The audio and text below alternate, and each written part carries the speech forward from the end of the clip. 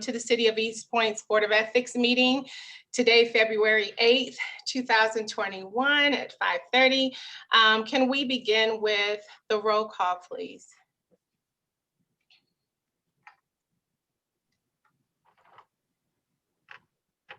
Chairperson Muniz, I'll do it for you. Mrs. Otis. Thank you. So Chairperson Muniz. Yes, I'm here. And also please state your location as well. Eastpointe. Okay. Vice Chair Jones. Eastpointe, Michigan. Michael Jones is here. Board Member Baker. I'm here, Eastpointe, Michigan. Board Member Sassick. I'm here in Eastpointe, Michigan. And Board Member Tubin. And I believe she's not here. I don't see Board Member Tubman, but hopefully she will be here. We can proceed as we have 4 of the 5 of us present. So we're going to go ahead and proceed. And at this time, we are going to open the floor for the hearing of the public. Chairman Muniz, if I might interject Yes. something first, though, please. Just possibly as a point of order, and I don't have anything against Vice Chair Jones, but I do have a concern that I became aware of after our December meeting. And I guess I would ask that Michael recuse himself from this particular hearing, only because there were some things that came to light after that meeting when we had our meeting and we were introducing ourselves, and that Michael had mentioned that he hadn't had any prior contact with the mayor or that, so he was surprised when he had been appointed to the commission. But he, like all of us, he did fill out an application and was selected. And apparently right before Thanksgiving, he and the mayor and one other council person were out handing out turkeys and that had been donated through the city to residents over by Oakwood. And my only concern is that he already knew at that time that the mayor was the focal point of the complaints. Okay. I think for transparency purposes, it would just present better, because there's just that doubt a little bit that nobody else was involved except the 3 of them. And I just have some concerns. It is addressed in the ethics ordinances. And for that reason, I would ask him to recuse himself. Vice Chair Jones, do you have a response? Yes, I do. And I declined to recuse myself because, like you said, when I said that I did not know the mayor prior to being appointed, I was offered to come out and appoint. So just because I helped pass out turkeys to the unfortunate, that only makes a reason for me to be recused. Like I said, I didn't know nobody, and none of city council as well as the mayor, until after I was appointed. So even in the fact that whatever was going on with this particular case, that means we all need to be recused, because all of us have association with somebody on here somewhere. So Well, why me out? okay, I don't know about the veracity of that, but I would ask our city manager, Ms. Doom, do you know if there is I know that there is a clause here, and I'm just trying to look quickly. I'll tell you where it is, because yes. With respect to recusal. I apologize, I don't have that in front of me. Okay, no problem. It is. I wrote it down too. It's page 106. Yep. 101, I believe 8N. And it's, I believe, the letter L. And again, I'm not saying there necessarily was impropriety there, but we all had the information and the complaints prior to early November, in fact, because we were supposed to meet on November 9th, I believe. We had all of the information prior to that meeting. And we were having Zoom issues. We did not have a quorum at the time. And so we didn't have that meeting, and the meeting was rescheduled for early December. And in the meantime, then, knowing that the mayor was the key focal point of the investigation, a member of the ethics board was out handing out turkeys with just the mayor and one other council person. And that's my concern. Again, it's just for transparency purposes. Okay.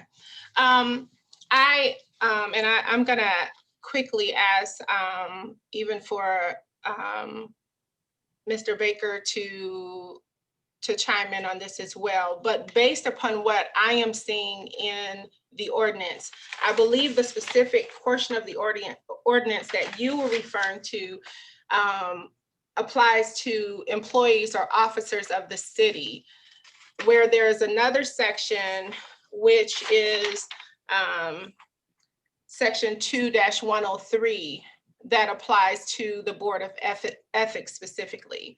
And I don't see anything in that section, at least on second, third, 10th glance, but on my glance of it right now, I don't see anything pertaining to recusal. I would also suggest, this is just my opinion, Mr. Baker may feel differently, but I would also suggest that, I mean, at any given point, any of us could be called upon to serve in the city in any capacity. You know, as you're well aware, this is, even for you, Mr. Sasek, this is not the only commission that you serve on. So you serve with other people, and there's those cross connections. And I would not want to presume a person's inability to remain neutral simply because of a one-time incident of passing out turkeys. But Mr. Baker, if you could weigh in. Oh, there we go. Yeah, I mean, I guess it really, I understand both sides of that. I understand the concern for transparency. People are going to formulate their opinions based off of the fact there were people who have voiced concerns about that. But I mean, if there is nothing in violation of the rules, I mean, the request was made, he denied it. It's, you know, I don't know where we proceed from that point, because you know, like you said, we all cross paths with someone at some point. I understand Mr. Sake's concern about the ethics complaint had been submitted while they were out together, but I mean, he swore an oath just like we did to do the best that we could to uphold the Constitution, not to do anything wrong. So if there's nothing in violation in the rules, then that's really up to his discretion as to whether he wants to recuse himself or not. I know he's supposed to submit something in writing if he feels the need to. Okay. So that's just kind of where I'm at on it. It's really up to his discretion how we go forward, or how if he chooses to, you know, remain a part of it or recuse himself. Okay. And Mr. Sasek, right before you speak, I see Lynn. Is that Miss Lynn Tubbins that is now online? If that's you, can you unmute and just let us know that that's you, Miss Tubbins? Yes, that's me. Okay. Awesome. I'm glad that you're present. I don't know how much of the discussion that you've heard, but Mr. Sasek had offered that he felt that Vice Chair Michael Jones should recuse himself from this portion of the proceedings because he had been out with Mayor Owens delivering turkeys after we had become aware of this complaint. And so his concern was the impact that could have on his neutrality. And Mr. Sasek, you can add in there if I didn't gather it all correctly. And the only other thing I wanted to clarify is that back, I believe on page 1, the very front page, when it's addressing everything, it does speak to elected officials, city employees, and then it goes on to say that even people appointed to the various boards and commissions within the committee, within the city, fall under the rules and regulations of the ethics board. And that was the only reason I brought it up. I didn't bring up the first page, and I maybe should have, but again, so the recusal would really affect all of us if there was a perceived conflict. And I'm willing to go with the rest of the board, but I just wanted to, like I said, I don't have anything personally against Michael. I just don't feel it looked proper though. Okay. Last- I'm sorry, Vice Chair Jones. Just saying, by me passing out turkeys with the mayor that she asked me to come out and do, like I said, I don't have a relationship with the mayor. But probably majority of all of you do have relationships with the people who appointed you. And then some of you are on different committees. So if I'm being recused, that means everybody needs to be recused. Because like you said, at some point, in some fashion, all of us are going to cross paths somewhere, somehow, with groups. So for you to physically point me out, that means we all had to recuse ourselves. That means that when I was in a meeting one time, when I first got appointed, I'm kind of starting to agree on what one resident said, that maybe this board needs to be voted in or something like that, not to be appointed by all the different city councils, because this is going to continue to be a conflict of interest in. Because this is totally not going to work at all, because everybody's going to have their people that they side with. That's how I feel right now. But me, I'm the only one don't have a relationship with nobody. It's just for certain reasons, me being a resident and things that came about, the reason why I started even getting into politics and what's going on around the city. See, a lot of y'all got relationships and all that stuff going on, which I'm gonna start investigating that myself and figure out what's what. So maybe that need to be addressed as well. Okay. Well, Vice Chair Jones, I would caution any of us to take a position that everyone's in the same boat. I can only speak for myself, and I will tell you that while I was appointed by Councilwoman Lucido, I do not have a prior relationship with her. My first meeting with her was on the phone when she called to interview me after I submitted my application. And I can confidently say that that I don't. I'm not aware of close relationships with anyone else that is on council, even even with this board. Every one of you is new to me. So I didn't say it was. It just assumed like it was. Gary, for instance, I know Gary's on different committees, and Gary probably different people. He probably been in the city forever, like he said he is. So I didn't mean everybody. So I apologize if you think no problem. No, I just want to make sure we just don't, throw each of us into the same boat. But let's do this, because I want to give everyone that's on the board a fair and opportunity to voice their opinions. And then I'm going to ask you, Mr. Stasek, since you brought it up, if you will offer it as a formal motion. So before you do that, Ms. Tubman, do you have an opinion on whether or not you believe Vice Chair Jones should recuse himself? Do you have any comments? Maybe you don't have any comments at all. I don't know. Can you hear me? Yes, ma'am, we can hear you. Thank you, Stacy. I had thought about that prior to our meeting, and my concern was that he was nominated by our mayor. So that in turn, to me, there is a conflict right there. Since the subject is her. Okay. All right, well, let's do honestly, this. I can agree to that. So then even in the case of whoever DeMonico was appointed needs to be recused as well then. Because then you got to go across all parties or across the board. The complaint is not against him. Chairman Muniz, if I might interject something at this point. Yes, sir. I just had some concerns. I voiced my concerns. Mr. Michael has declined it. And I'm willing at this point to just move on because we've got people here that need to speak in that. So I'm willing to let it go. I just felt that the concern had to be voiced though. Thank you. And so your concern is noted. And I just want to encourage everyone that is on this board, regardless of your personal affiliations, regardless of relationships that you might have with other people, other businesses, when it comes to the business of this board, we need to make sure that our decisions are based upon solid ordinances and that our businesses that our decisions are based upon an unbiased, as much as possible, unbiased opinion.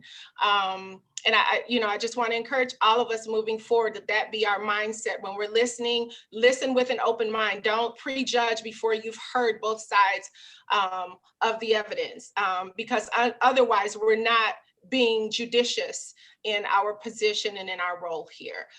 So as long as we move forward with that understanding, let's go ahead. And at this time, we will have the hearing of the public. If we have any members of the public who would like to share or address a matter that is specifically pertinent to this board. So this isn't city council. We don't handle all matters. We only handle things pertaining to the Board of Ethics.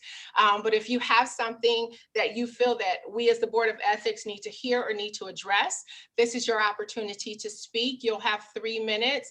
We will time that. Let me go ahead and get my timer set up here so I can make sure I'm fair to everyone. But we will time it. You'll have 3 minutes. And at this time, if there is anyone, if you can kind of do a hand raise or something, and then Mr. Gatson will unmute you. Yes, Madam Chair, we have Councilwoman Sarah Lucido. Okay. Go ahead, Good evening. Councilwoman. Good evening, everyone. Can you hear me? Yes, ma'am. Welcome. Well, thank you. Sorry, I'm driving. I just wanted to thank you guys for doing the ethics board. I realize that this is a really hard position to be in, to make these decisions and to go over, and you probably get a lot of complaints. So I just wanted to take the time out real quick to thank you guys. I enjoyed the open conversation you guys had. I think you guys are all doing a great job, and that's all I had this evening. Thank you so much, Councilwoman Lucido. It's good to see our council members on here. Thank you. Anyone else?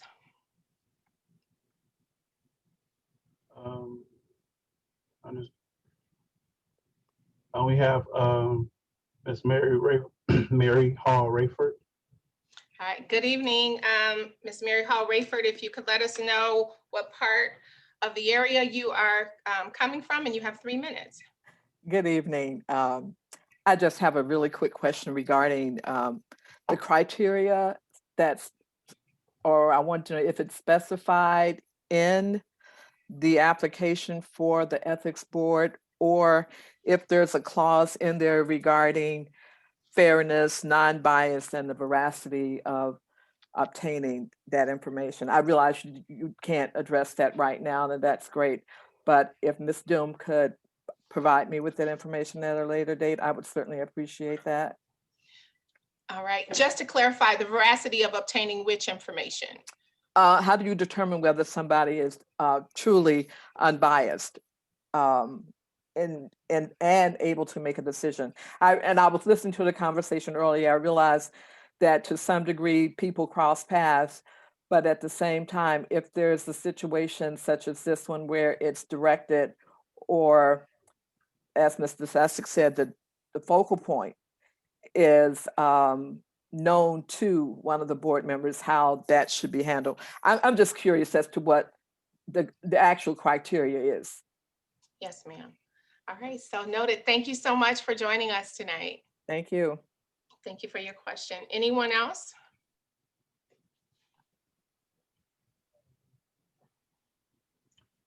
I see no other digital hands at this moment. All right, thank you. Okay, so moving forward, at this time, we're going to move forward with our witness interviews and a review of the complaints. And I am going to read the 2 complaints that are before us. The first complaint is dated September 18th, 2020. It's to the Eastpointe Ethics Review Board from Joni, and please pardon me, I don't want to butcher the name, but Joni Amormino, an Eastpointe resident, regarding Mayor Monique Owens, dated Tuesday, September 15th, 2020. The location, Eastpointe City Council meeting. Narrative of ethic policy violation incidents prevented Councilman Cardi DeMonico from addressing the hearing of the public comments of a resident during his report. A resident addressed the council about an incident that occurred at the mayor's Get Out to Vote event at Foot Locker on September 10th. Mayor contacted police and had resident removed from public event. When Cardi attempted to address the alleged inappropriate use of our police department, Mayor Owens interrupted him and prohibited him from speaking. It was evident that Mayor exercised her power. Mayor Owens' verbal abusive conduct towards the councilman lasted for approximately 3 minutes. I would appreciate if the mayor's abusive conduct, as well as the inappropriate use of police, is investigated.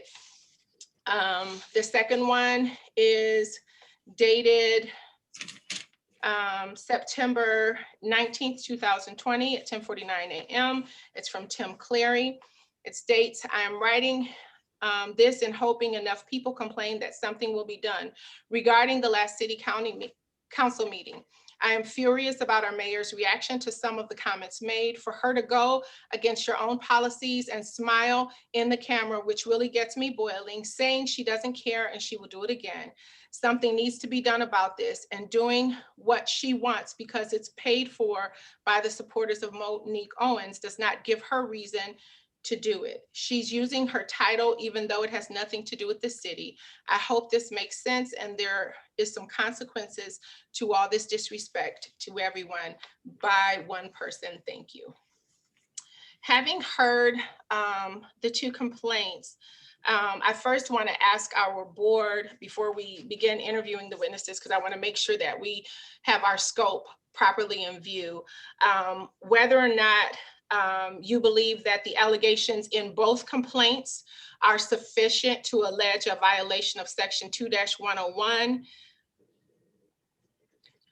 So if you could each give your agreement or disagreement as to whether or not they both are sufficient to allege a violation of section 2-101. If you don't believe they are, let us know which one you don't believe is. Who's first? I'll start with you, Mr. Stasek. Yes to both. Okay, Vice Chair Jones, Do we need to explain why or just say yes or no? you can just say yes or no. Oh, because I'm no, Okay, which one? both. And basically because of the police report, that's why I was going off for. Okay, Mr. Baker, Yeah, based off of what I read in the police report, I would have to say no to both. okay, and Ms. Tubbins? I would say yes to both. Okay, and I would say yes to both, and that is based on primarily, and yes, I shouldn't say yes to both. I'm saying yes to one, not to the other. I believe that the complaint that was written by Joni Amormino does allege sufficient information for us to investigate. It does allege sufficient information to promulgate a complaint. It doesn't mean that those allegations are true. It just means that it alleges enough for us to move forward with questioning the witnesses. And so since we have a majority that believe that we should move forward, at least as to that complaint, I want to know, is there a motion with respect to accepting and moving forward on interviews pertaining to the complaint by Joni Amormino?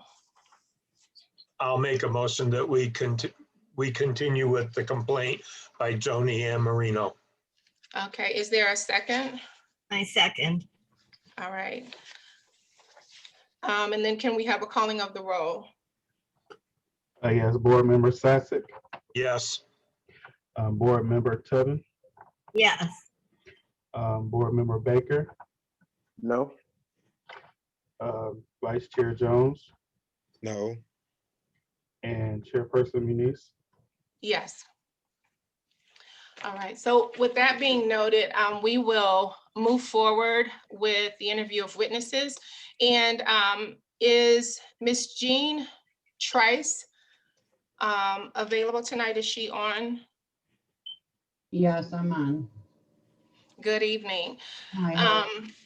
So with respect to the questioning of the witnesses, I want to leave this available for each of the witnesses to express whatever questions that you have. I ask that you be respectful, and I know you will be respectful in how you question our witnesses, because they have taken out of their time, their personal time, to come and to assist us in our investigation and deliberation of this complaint. And let's also be mindful of their time. So if you could present your questions quickly and concisely, so that we can make an efficient use of this time. So we will open it up for our board.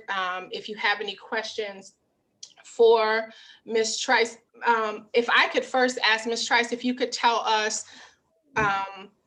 what connection you have to the complaint that we read tonight. I was at the event at Foot Locker, Okay. and I was on Facebook Live for the many residents that weren't able to attend. And I was recording because the mayor was supposed to be talking about the DOJ and voting. And I've worked the election, and there was a lot of problems with DOJ and the votes. So I really wanted to be there to record so it could go on YouTube and maybe help the residents out as far as learning how to really vote with this new system. While I was there, the mayor came late. She was about 45 minutes late. So I was just walking around to the different tents, and I was videotaping, saying they were giving out things to the people that attended. It was supposed to be a drive-through event. And so it did, before it got started, I just walked around and I videoed, and I still have that video.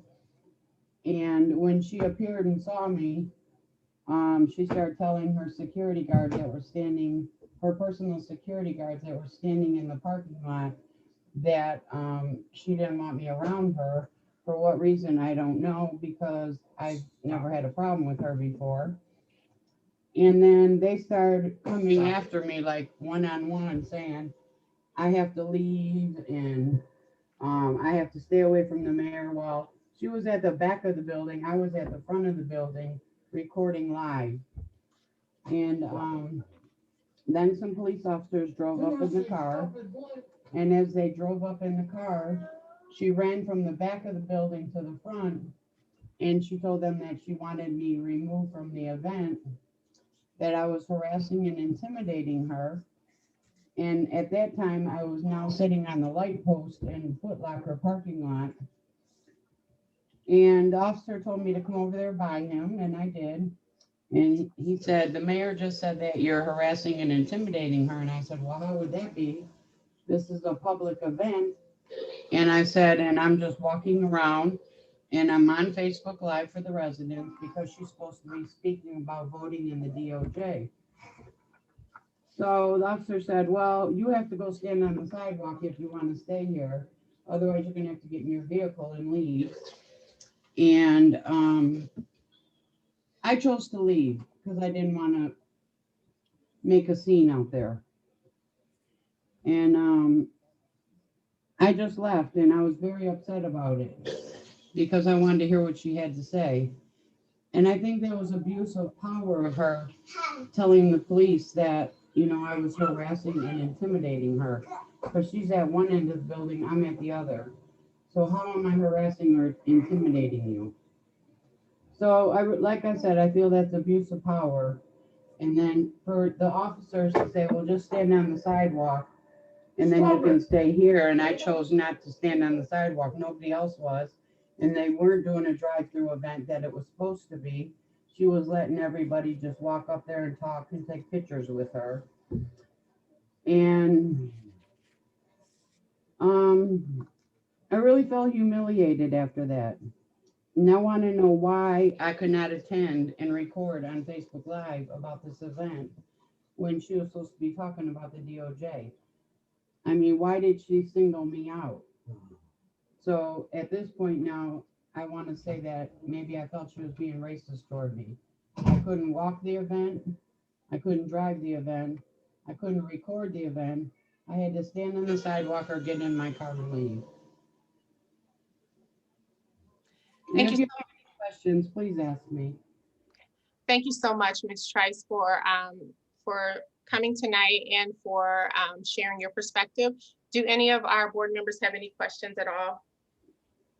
Yes, I have a question.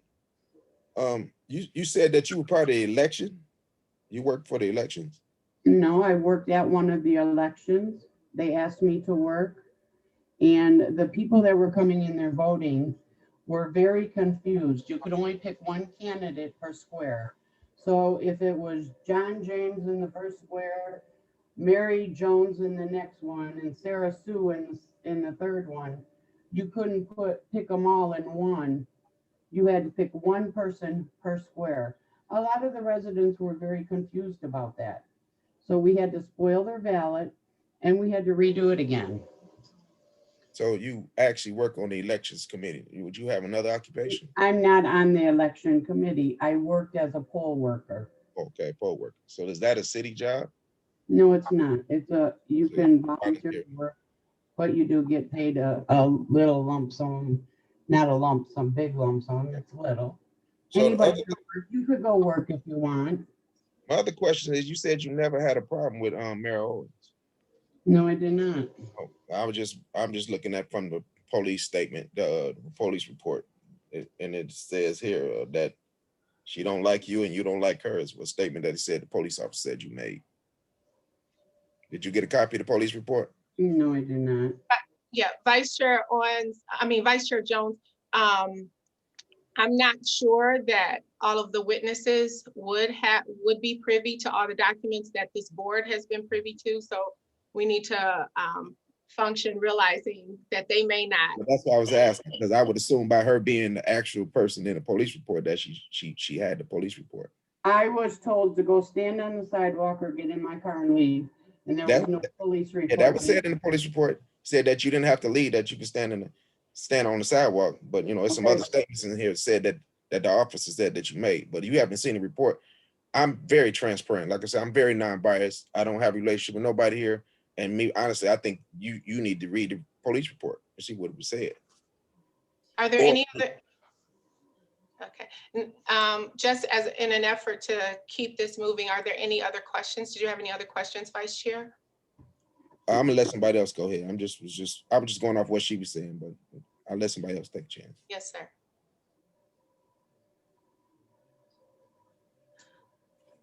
If I might ask something, Yes, sir. Ms. Trice, Yes, sir. the police report had been filed in that, and if my memory serves me correctly, the night of the city council meeting, which is actually the crux of the complaint, Correct. because due to the Foot Locker incident, during that hearing of the public, you got up and spoke to the incident that occurred at the Foot Locker, which again, knowing the rules of the public hearing, council or board members do not respond to those comments directly. They're allowed to respond to those comments during their comments at the end of the meeting, which is, if I recall right, it was because of what you were addressing during the first hearing of the public that then led to Councilman DeMonico attempting to respond that evening. Is that correct? I'm not it's been a while and I can't really remember. I've had so much going on. I'm sorry. But I Okay, know I did speak at the hearing of the public and I shared my information. And I'm very upset. And right now today, I'm in tears speaking about that incident. You know, I really felt intimidated, humiliated, and I feel like she was racist toward me, as well as her making her comments when I do make a comment on city council saying, stay prayed up. Does she say that to anybody else that attends them council meetings? She says that to nobody but me. She doesn't know who my God is or who I believe in. And for her to make that comment is totally out of the ordinary. I've done nothing to this woman. that's not germane to what we're discussing right now, though, unfortunately. Well, no, it's just not germane. I just was hoping to get a clarification there because that is how I remember it, but that's all I have at this time for Ms. Trice. Okay, thank you. Any other questions or can we move forward? Anyone other questions specifically for Ms. Trice? I have one. Yes, ma'am. Yes. Ms. Trice, what were you allegedly accused of saying that was bothering the mayor or supposedly the people that were in the vicinity? Because I read in the report that security guards had told the police officer that had showed up that you were intimidating others and they felt uncomfortable and the mayor felt threatened. Well, what was the alleged remarks that they said that you said? I have the whole thing on Facebook Live. I did not talk to nobody else besides the Macomb County Clerk, the gentleman. I talked to the people at Foot Locker because I know them because I'm in there every other day. And I used to work for Foot Locker. So the people that were out at the booth, I talked to them.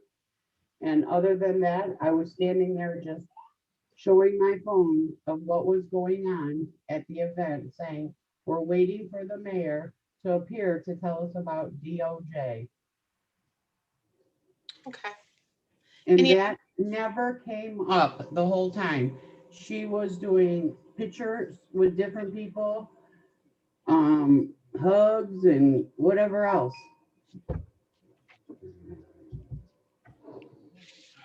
Ms. Tubman, did you have any additional questions? Let me see what I can say. The security guards that were at the event, were they supplied by Foot Locker or were they supplied by the city or the mayor? Does anyone know? I didn't see anywhere in the report that it stated. I haven't talked to anybody. They all knew who the mayor was, is what I can tell you.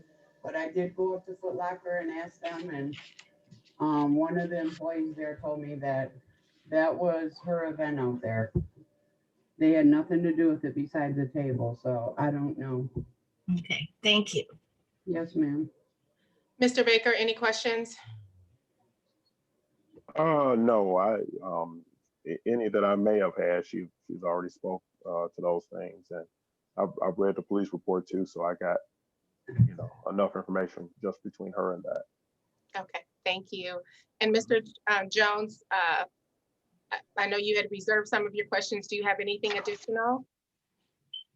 No, not really. Miss Lynn actually asked, but she didn't answer the question because, like I said, I'm just going off basically off the police report. That was my concern. Like I said, when we talk about bringing in witnesses, basically, I want to speak to the police officer so he can explain his report because or we just gonna go by the written report and what was said here. I agree. She not really want to understand what racial ethnicities of people at the event stated. By it's just plain and clear what's in the police report here. And Yeah, answering those questions. I agree with you. I think as it pertains specifically to the police report, some of these questions can only be answered by the author. So we will get there soon and you'll get to answer those questions. Well, Ms. Trice, again, thank you so much for taking the time to meet with our board on tonight. And we appreciate you and hope that you will continue to come to our hearings. So thank you so much. At this time, we are going to ask Alyssa Diebold. I see that you're present. Thank you again so much for joining us tonight. And if you could just tell us your relationship to the city in terms of your residency, and then share with us your connection to the complaint. So yeah, my name is Alyssa Diebold. I live in Eastpointe and I also serve on the Arts and Cultural Diversity Commission, where I serve as chair.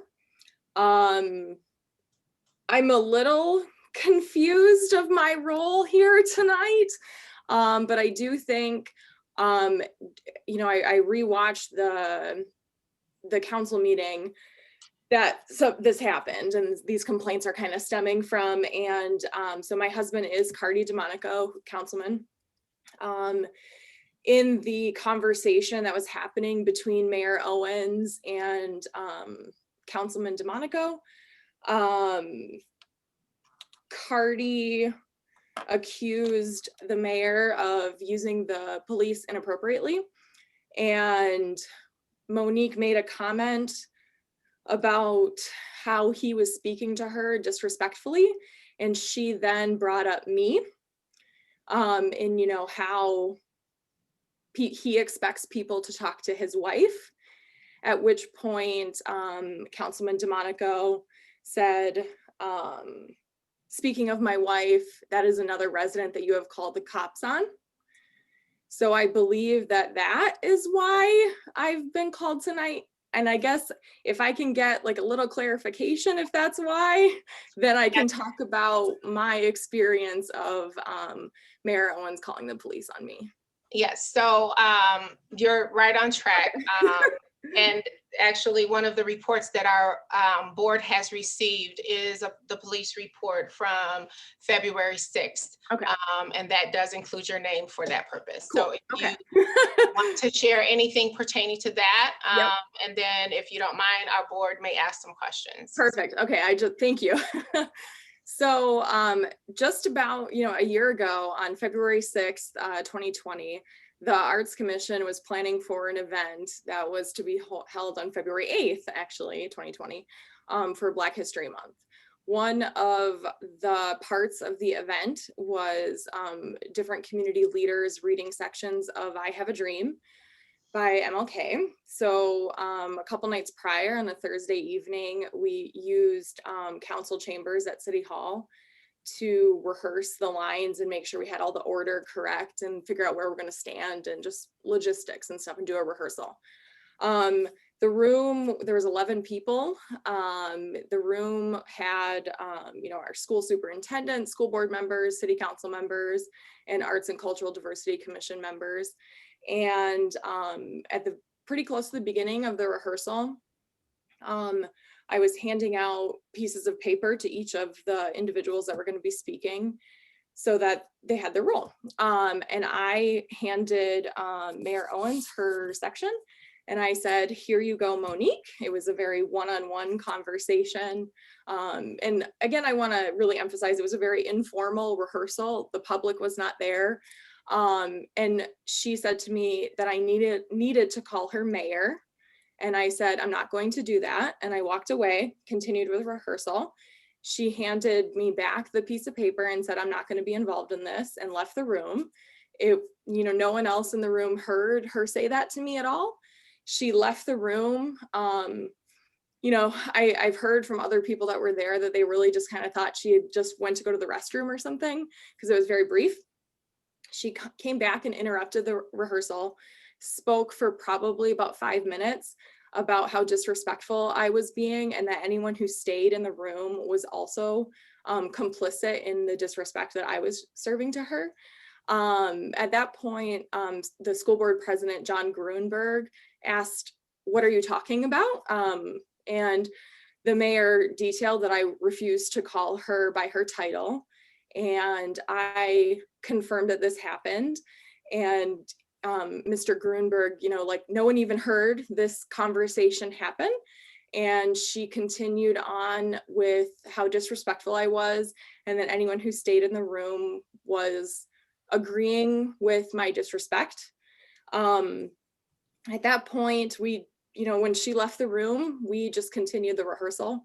I don't know if all of you are familiar with the council chambers because of COVID, but once we continued the rehearsal, at one point, all of these community leaders were like standing up behind the desk and my back was to the lobby.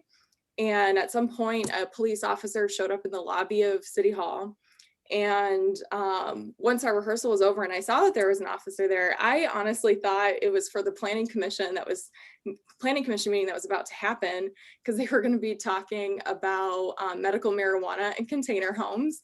Both of topics were very hotly debated with the residents, and it made sense to me that they would have brought in an officer to keep the rowdiness down.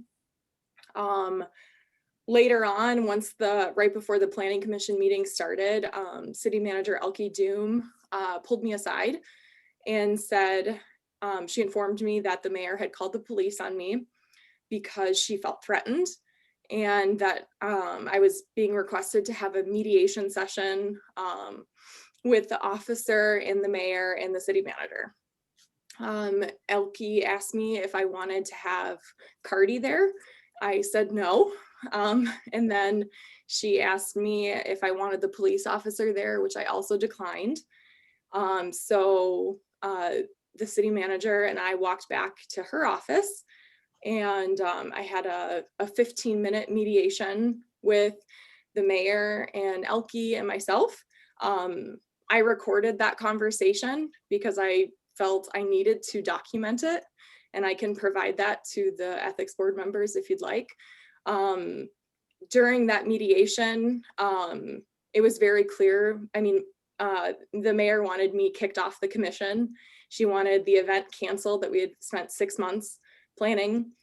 She brought up a letter that I had just sent to city council about 2 weeks prior, because the mayor has threatened me more than once about kicking me off the commission. She called me a liar during a city council meeting, and she kind of attacked one of my commission members because she attended the Shamrock Day event in 2019 wearing a political shirt that it was inappropriate to do so because it was a city event on city property.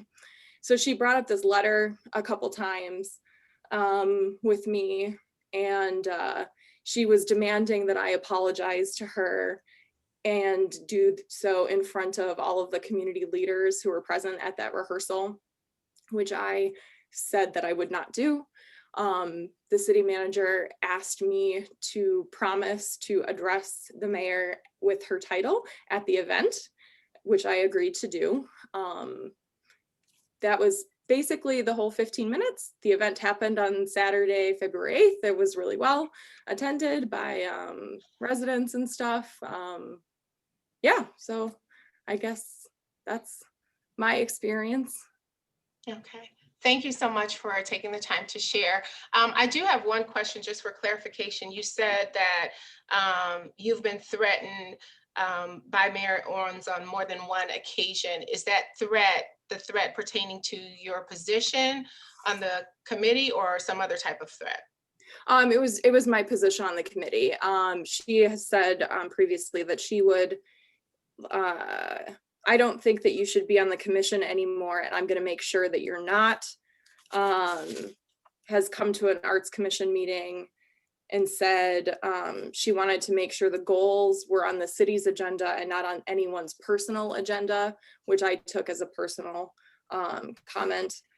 She had also been inquiring at City Hall over the conflict of interest of me being married to a council member, of whether or not I could serve on the Arts Commission. Okay, thank you. Do any of our other board members have any questions for Ms. Diebold? Well, like I said, I just started coming to some of the council meetings, and even some of the other people have made statements about how the bickering is going back and forth. And see, I'm a history major, so I tend to go back up in history. And well, my first question is, how long has the mayor been mayor? That's my first question. She's not here, is she? But that wouldn't be a question for Ms. Diebold. Do you have something specific? It kind of is. I'm trying to get to the point because I'm just really for you and your husband. It seemed like it's just something is deeper than what this is. Because it seems like this has been going on for a long time. So I don't know what the problem is or what it is. Maybe we need to get it out and get it all solved. Because it's that's why sometimes it gets annoying even sitting in a whole city council meeting because all this bickering and back and forth and don't know the reason why. So that's why I asked, how long has she been on the city council? How long has she been mayor? And how long has this issue been going on? Okay, just to give some parameters, Ms. Diebold, before you answer, Vice Chair Jones, I just want to be sure that as we question the witnesses, that we do so in a way that we are asking them specifically about their particular involvement in the issues that we're trying to resolve. I want to make sure that we don't make them feel like we are making accusations at them or having a personal affront against them, because they're just lending us their side of whatever took place. And it may not be in agreement with another witness's side of things. So we want to be sure that when we ask questions, it's specific to their involvement, and that we afford them the opportunity to share it freely without feeling like it'll be judged before they've even shared it completely. If I could. I'm not judging anything. That's well, my question, be clarified, more question for you then. Thank you, sir. That was the incident on MLK, right? So my question to you was seeming like it's been an issue way before that. Seems like y'all been having problems with each other since he was a councilman. Is that correct? That's what I'm asking. I think that's accurate. The Oh, letter that was referenced during our mediation session that I sent to council members because I was afraid of myself not being reappointed to the Arts Commission. The three incidences that I reference are September 21st, 2019, December 9th, 2019, January 21st, 2020, and then her calling the cops on me occurred February 6th, 2020.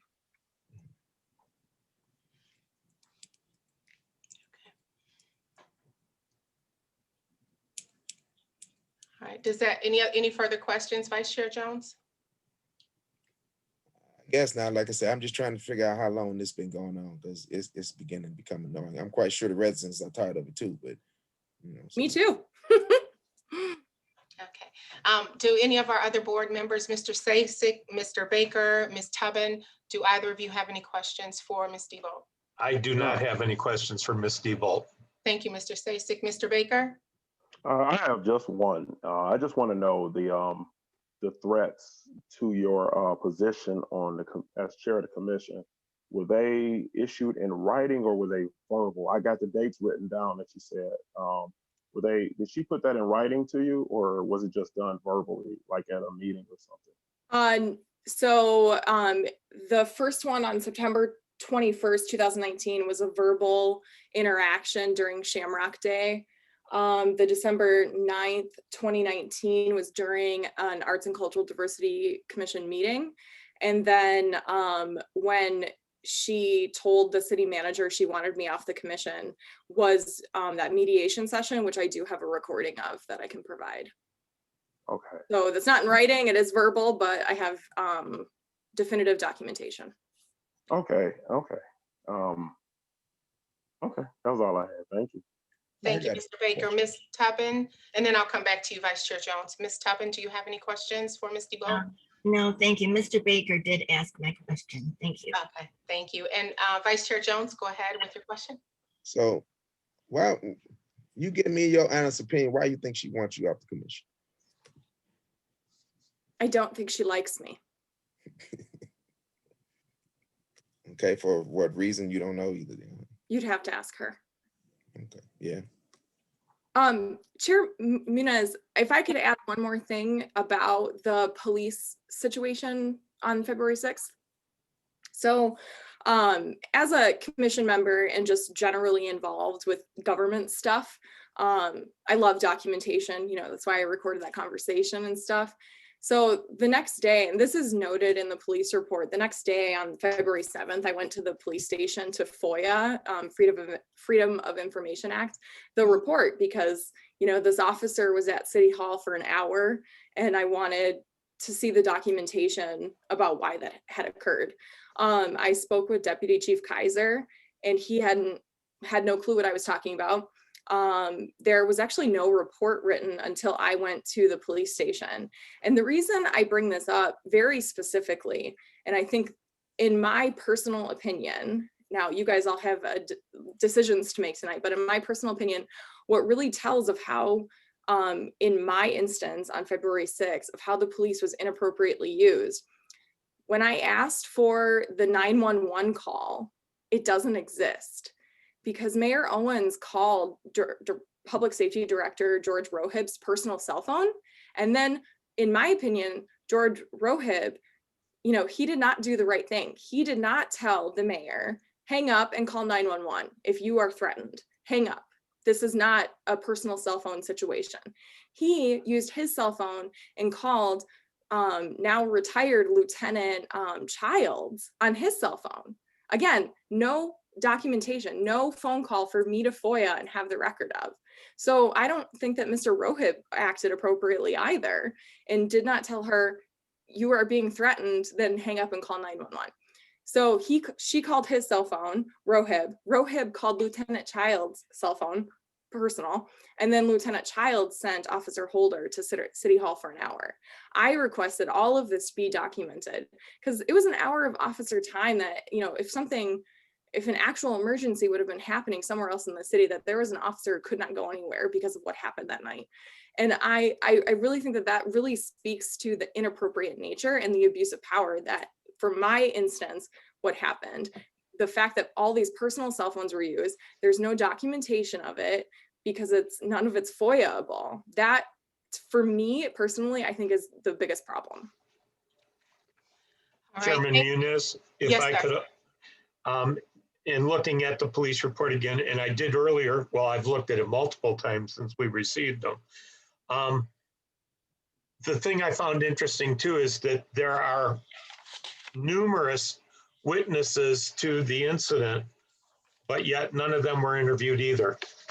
And so a lot of people were listed as witnesses to the occurrence. Right. But nobody was interviewed to support it or deny it. And I do have some concerns about that also. Right. And I that's also all I think, have. Thank you. No, in the police report, Officer Holder wrote, and he can speak to this himself, of course. All of a sudden, Owens appeared in the hallway and advised me that everything was all set and that I was dismissed. That makes absolutely no sense that an elected official and basically someone acting as a resident would be able to dismiss a police officer. To me, that just seems wacky. All right, well, again, Ms. DeVoe, thank you so much for your time, for your candor. And again, we hope that you will join us at future meetings, should we necessitate having them. All right, next, we are going to interview Ms. Doom, our city manager. Good evening, Ms. Doom. How are you? Good. Good. So what would you like to ask me? Well, if you can just give us any insight as to your connection with this specific complaint from Miss Jody Amorino. All right. The night that the officer was called and the group of 11 people were practicing for their roles in the Martin Luther King event, I was not in the building at that time. I was out to dinner and got a phone call from the mayor, and she was very, very upset. And I told her I was just down the street, just sit tight. I'd be right there to find out what was going on. And so I came back, and she had told me a little bit. She was very upset, wanted Alyssa to, she said she was disrespectful. And so, not really having been part of it or witnessed any of this, I did reach out to Alyssa. She was in a different part of the building, asked her if she would mind coming to sit with me in my office for a little bit, so I'd have a better understanding of what happened. So Alyssa explained it exactly as she just told it, that she referred to all of the folks who were there by their first name that night. It was an informal situation, and the mayor was very upset and felt she was disrespectful because she did not refer to her as Mayor Owens. We talked a little bit about what was, I saw the police officer, and I asked Mayor Owens to come in, and I just wanted to verify that, this is accurate, and that, wanted to be assured that we understood that during the proper event, that the titles would be used accurately, be council member, would be mayor. And Alyssa did say, yes, of course, I will do that. The mayor continued to be upset and wanted me to fire Alyssa. I explained I could not do so because I did not hire her. She is an appointee, and therefore she's not an employee of the city. And the mayor also did indicate, of course, she was quite upset at that time, that she felt the event should be canceled, which I could not do because I knew that many people were involved. She did start to calm down afterwards, and she seemed, the next time I saw her, she seemed fine, but at that moment she was very, very upset, very irate. And that's really all I have to share with you. Okay. All right, thank you. Well, I have one question, if I may. Were you present for the city council meeting that is also of question? yes, I will. September, okay. And do you have any insight on that or no? No additional insight from what the others have shared with you. Okay, thank you so much. Do any of our other board members have any questions for Ms. Doom? Mr. Baker? Any questions? No, I have none. Sorry. Okay, thank you. Ms. Tubbins, any questions? Yes, I have a question, Ms. Doom. It's more of your opinion. You say that, from what I'm hearing in all these different instances, that the mayor is a very emotional person. She certainly can run hot at times. She cools down pretty quickly, but when she's angry, you certainly know it. Okay, so with that, there's a possibility of abuse of her powers, so to speak. I really don't have an opinion. It could be personality. It could be the authority that comes with the position, but I can't make that judgment. Okay, thank you. You're welcome. All right, Mr. Jones? I don't have anything. Okay, Mr. Sasek? I don't have anything either. All right. Again, I want to thank you, Ms. Doom. I know you're here with us when we have these meetings anyway, but thank you for taking the time. Thank you for your candor. At this time, we are going to interview Councilman DeMonico. Same to you, sir. Thank you so much for taking out extra time to be with our ethics board tonight. And if you could just share with us any insight that could add to giving us clarity about the issue that's before us. Sure. Thank you, Chairwoman Muniz. I guess I'd like to come forward. I think a lot of the details have already been explained, but really I had brought the Foot Locker incident forward in my comments because, as has been stated, I believed it was a wrong use of the police department. From what I understand is that a friend of the mayor's had complained to the police about someone who was at the event, and then the police asked her to leave. So just two simple things. The mayor shouldn't be using the police department to remove a resident from an event. And frankly, the police department shouldn't have done that. It's Foot Locker's property. If they want to remove someone, they can, but someone else at the event can't. And that's really about all I wanted to talk about at that meeting. Okay.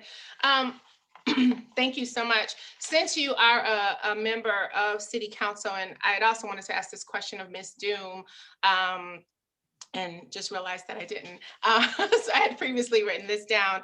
But I wanted to know, because I feel like the two of you as employees of the city and as employees who are in leadership would best be able to answer this question. Do you know if there, because and what reminded me was that you made the statement that the mayor should not be using the police department to have residents removed. So my question is, are there, or can you tell us the specific codes or rules or ordinances that would address a city officer or employee's use of the police department for unofficial matters? Well, I mean, city council people should just be using the police as anyone else would. Call 911, I guess I mean, essentially my rule, I guess. Is that what you're asking? I guess I'm not asking so much and that is a good answer, and from the standpoint that you've clarified that the manner in which the police are contacted, I guess, speaks to the official nature of it or not.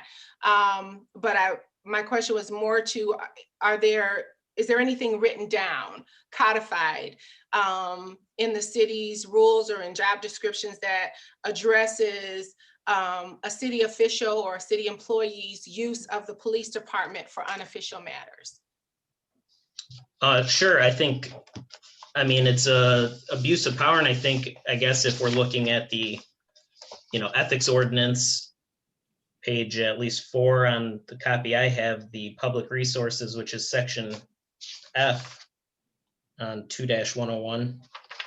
It's just, an officer or employee shall use personnel resources, property, and funds under the officer's or employee's official care and control judiciously and solely in accordance with prescribed constitutional, statutory, and regular procedures, and not for personal gain or benefit. I mean, to me, what this looks like is the mayor used the police department to remove someone she didn't like at an event. I don't know how else to put it. Okay, thank you. Thank you. That's one of the sections that we have been reviewing specifically. Ms. Doom, did you have anything to add? No, I don't have anything to add. It is unusual when any person or employee, does not matter whether we're elected, appointed. If we have an issue, it is traditional to use 911.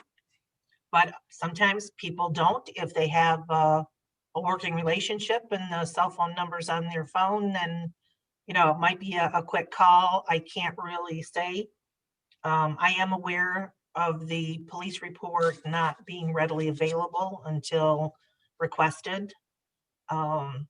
And we do request that people use 911 for that purpose. If they need help, then that's the number they should call. But I don't believe we have anything in writing other than what Mr. DeMonico just stated as part of the code of ethics for elected officials. Okay. And if I may, you raised an important point, which led to my next question, which is that the preference is that all employees, whether appointed or voted in or hired, would use the 911 system for contacting the police should they have need. However, because of the nature of your close working relationships and the fact that you have access to one another's cell numbers, sometimes it might be easier to simply dial the person that you know to get the desired result. So my question is there a precedence of practice within the city of Eastpointe's leadership to use that latter way of contacting the police as opposed to contacting 911? Sure. Well, you were asking me or Ms. Doom, sorry. Either of you, if you could answer that for us. I could go first, I guess, then. To me, I mean, if any council person wants to contact a director, that's fine, but just to ask questions, not to direct them to do anything, I guess, is been the basic rule. And I believe what should be expected of a council person.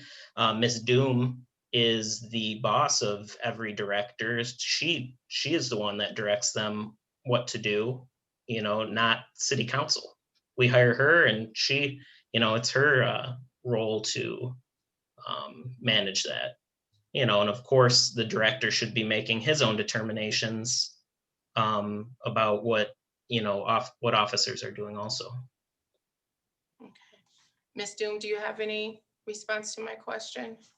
I will share with you that I spoke with the director, Rohib, the next day. We talked about why there wasn't a police report that night and the method in which, a police officer was dispatched. And, he feels a certain loyalty to all elected officials, that if someone were to call him and say, I really need someone now, that he would not deny them. Now, after this, it's very clear, he's made it clear to everyone, please call 911 because it looks awkward, put us in a bad position, and it was not meant to be. He also stated that he did not have a police report that night because there was really nothing to report. There was an officer standing out in the hallway. He really, from what I saw, he did not have any conversation or contact with anyone. He looked a little bit puzzled, a little bit uncomfortable as to why he was there. And when I came back out after talking with the mayor and Alyssa, he was gone. Okay. All right. Thank you so much. Mr. Stasek, do you have any questions for Mr. DeMonico? I do not. Okay. Ms. Tubbins, do you have any questions for Mr. DeMonico? No, thank you. Mr. Jones, do you have any questions for Mr. DeMonico? Yes, Mr. DeMonico, have you read the police report? Yes, the Foot Locker one, yes. So I'm also assuming that you didn't read the report before you asked our questions at the city council meeting. Say that again, sorry. Did you read that report before this incident happened with the city council meeting when she didn't allow you to speak on this matter? Yes, I read it before that. So, well, let me read here what it says, because you're saying that she called somebody in, and I'm just going off what I'm reading here from the report. He said he was detailed to Foot Locker regarding a special event the business was hosting. So this police report is saying that Mayor Owens did not call the police in there. Maybe everybody else is reading something different than what I'm reading here in this police report again. No, Said he was extra patrols were requested at the above stated location. So now the question is who requested that? Now that is a question in that part. But as far as here saying that in this police report don't say that Monique Owens called nobody. It's saying that the two officers were the first ones that yeah, were contacted. can I clarify? Sure. Yes, please, Mr. DeMonico, go ahead. So yeah, I didn't mean to make it sound, I don't remember exactly how I stated it, but no, yeah, I agree with what you're saying, that that's what the police report said. She did not call the police. The police were already there, but I was saying that her friends, because they were not Foot Locker employees, asked the police officer that was already there to remove Miss Trice. Okay, so that means she didn't abuse her power because the police was already there and her friends were the ones requested the police. How was that abuse of power at? No, but nobody, I guess the police officer, just from what I understand reading that, just showed up there, not for any particular reason, just because there was an event going on. But the abuse of power is asking the police to remove someone who I mean, it's up to Foot Locker. It's their property. If someone is abusing their property or doing something they don't believe, they would call 911. They'd call the police and ask them to come and handle it. But that's not what happened. Nobody from Foot Locker was involved. It's somebody, I don't know, from what I understand, these people were wearing security shirts, but were not security for Foot Locker, and they were the ones that asked the police to remove Miss Trice. Well, even like before, when we first talking about witnesses, I was one of the ones who said I wanted to, hopefully that we can get these security guards. Like I said, nobody hide who they are. But I'm just saying from this police statement, it doesn't involve the mayor and you saying abuse of power. I'm trying to see where abuse of power is being taken at when you have a clear statement from the police saying they already were dispatched and in the location, and the first person they talked to was two security guards. Whether that goes to where the mayor abused her power. And then it's also statements that Ms. Trice made in here that she was intimidating and harassing people. Maybe that's the reason why they was asking her to be removed, for the safety of herself and as the event as a whole. So I guess maybe I'm reading this wrong or something. Chairman Muniz, can I interject something here? Yes, sir. Since I was attending the Zoom meeting for that council meeting, more than anything, what created a lot of the issues relating to the Foot Locker was the total disrespect of a council member by the mayor during the council members' comments. And the mayor was extremely disrespectful to the council member, as well as other members in the audience that night. And so this is what's generating a lot of this. Unfortunately, the mayor does tend to have a short fuse. And if she perceives that somebody is directing something at her, she is quick to cut them short, whether it be during the hearing of the public or when council members are allowed to react and comment to incidents that they've heard of during the hearing of the public. If I can just interject here, there will be an opportunity for each of you as the board members to give further comment as to your perspective, but I would like to make sure that we make the best use of our witnesses' time and get through the rest of the witness questions. And I just want to remind us again that we're here to be an objective body. And so as an objective body, we want to make sure that our comments and our questions directed at the witnesses specifically. Later on, once we get to our comments, you can say what you want, but our comments and our questions directed at the witnesses, we want them to be respectful and fair, and leaving that door open for them to give us their most honest assessment and perspective on this matter. I don't want us to make them feel like if they ask a question in the future, or asked a question in the future, that it's going to be, you know, met with discord. So if we could just be mindful of that. That being said, are there any more questions for Councilman DeMonico?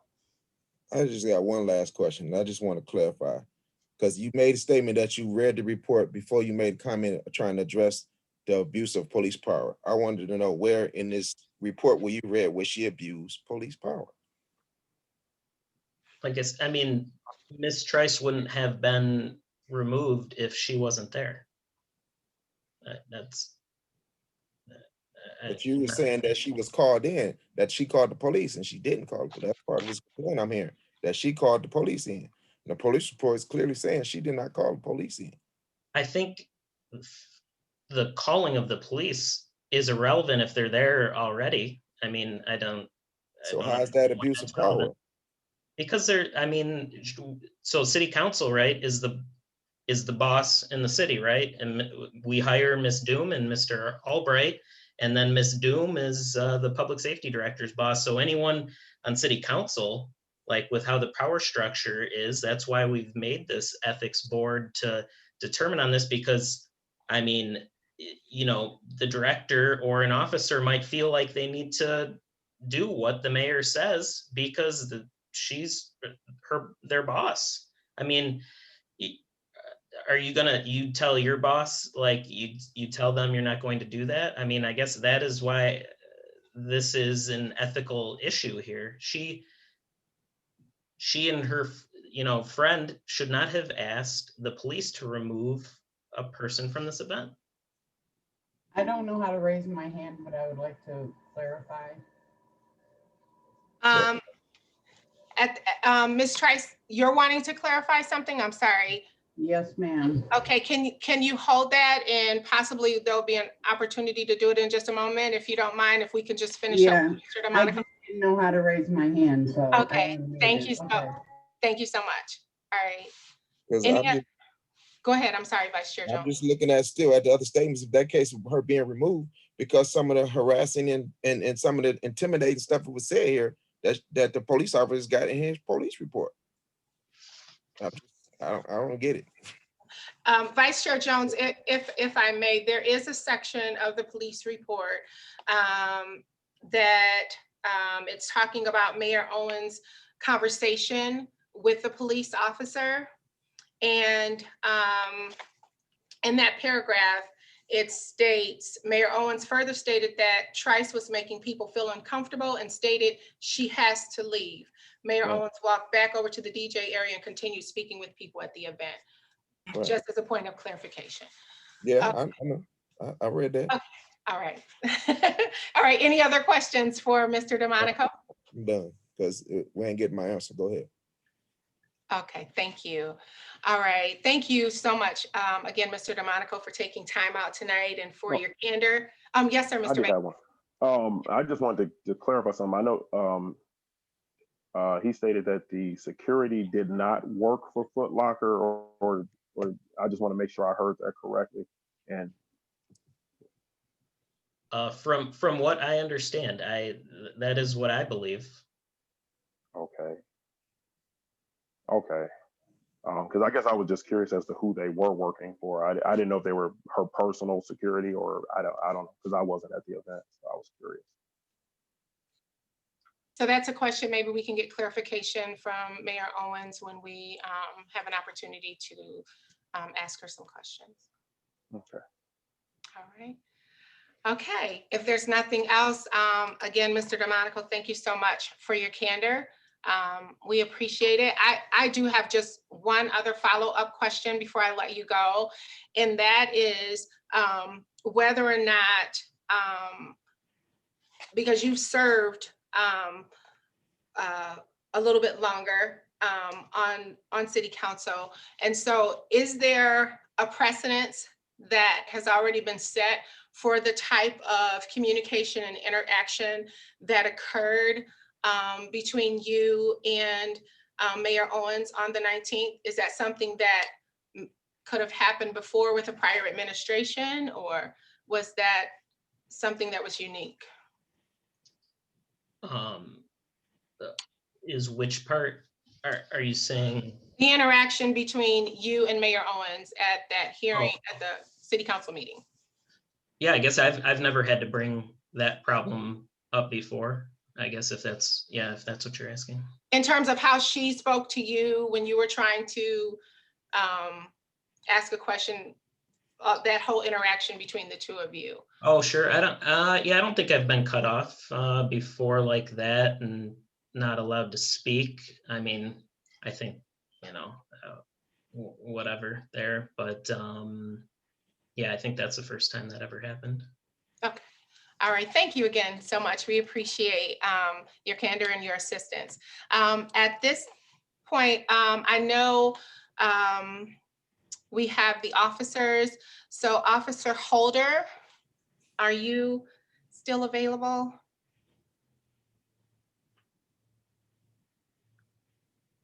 Is Officer Holder on? He may be muted if he is. I don't see his name anywhere. Mr. Jackson, do you know, Otis Gatson, Mr. Gatson, do you know if Officer Holder is online? Or Officer Holm?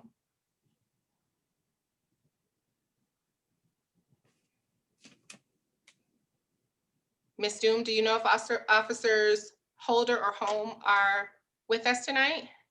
Don't see their names being here. So I would say no. Okay, so we can speak with them at another time. Is our Mayor Monique Owens, is she on? No, she is not. She is not. Okay. So at this point, we don't have 3 of our witnesses. Ms. Doom, you did reach out to all 3 of them? Yes, I did. Ms. Owens declined to appear today.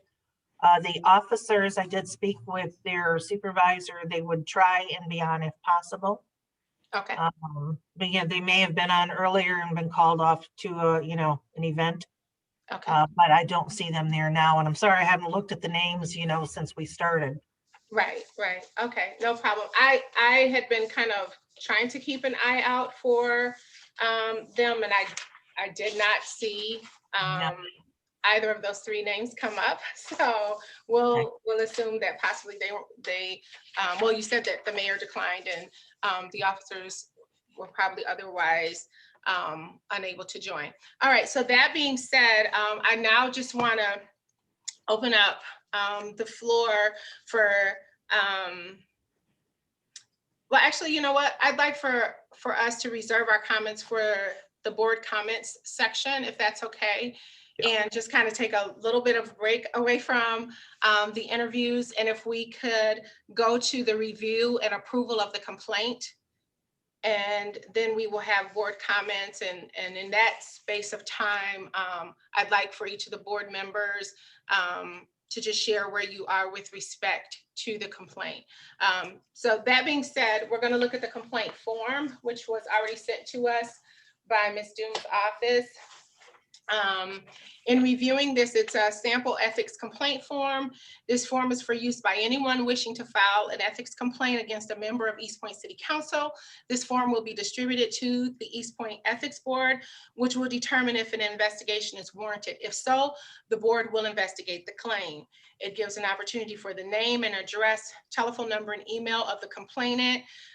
Also a space for the specific name or names of the persons against whom the complaint is being filed, space for a description, and also ask them to identify the specific code of ethics that they believe has been violated, and then a place for their signature. Has everyone on the board had an opportunity to review this? Yes, and at this time, Chairman Muniz, I would make a motion that we accept the form. Is there a Support. second? Support. All right, can we have a call of the roll? Board Member Sasek, Yes. Board Member Baker, Yes. Board Member Tubin, Yes. Vice Chair Jones, Yes. and Chairperson Muniz. Yes. All right, and thank you so much to Ms. Doom and her staff for putting that together. I like the conciseness. I think it will prevent us from getting just bits and pieces of information in the future. So thank you so much for giving our citizens a more formal way to submit complete complaints to our board. Excuse me, Chair. Yes. This is Mr. Gatton. Just for your information, Officer Thome just joined us. Okay, awesome. Okay, excellent. And just so I have the correct pronunciation of your name, is it Thome or Home? Tommy? Tommy, okay. I was completely off. Sorry about that. They gave us the wrong ID. We were sitting in a different room. Oh, okay. Oh, wow. We've been on since 5:30. Oh, no. Oh, no. Okay. All right, so are you and Officer Holder both there? Yes. Officer Holder should be connecting here in a second. I don't know if he's up on your screen. Okay, awesome. All right, well, thank you so much. I appreciate both of you taking the time to meet with our board on tonight and to give our the officers of our board an opportunity to ask you questions about the reports that you've authored. And so at this time, I'm going to ask if any of our board members, because their statements, the officer statements are pretty clear in their reports. I'm just gonna, rather than have them go back over those, I'm gonna ask if you have any specific questions for them. Chairman Muniz, I do. Okay, go ahead. In regards to the Foot Locker incident. And if you can, excuse me, Mr. Stasek, if you can just identify, because I know I've kind of generally said officers, but if for right now, we could speak to Officer Tomey about his report, and then after that, we'll talk to Officer Holder about his report. Just okay, which report is Officer Tomey responsible for? Officer Tomey is, let's see. The Foot Locker. The Foot Locker, okay, then I am addressing Officer Tomey then. Yep. It states in your report that the two security guards were not identified. And I just have some concern about that because again, there seems to be some question as to whether they were employed by Foot Locker or if they were employed by the city or if they were employed by the mayor.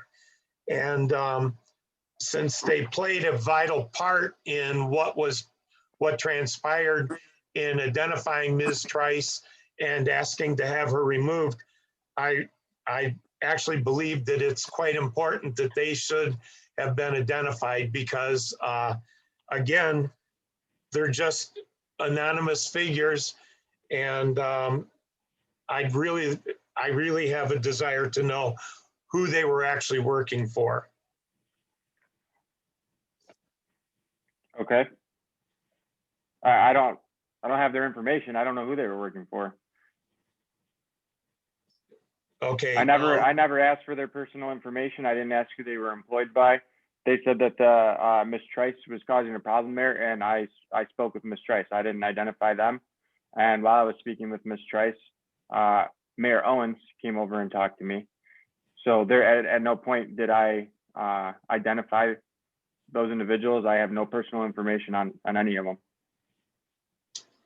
All right, just for future reference, anything that might have a repercussion similar to this though, it might be a valid point to get all names involved. Okay, well, I didn't know that this was going to be any sort of an investigation or anything like that. So, okay. Thank you. That's all I didn't know that have. there was going to be an issue with the city or anything like that. So I handled how we typically handle calls. Okay, thank you. That's all I have, Chairman Muniz. All right, Mr. Jones. Good evening, officer. How you doing today? I'm good. How are you?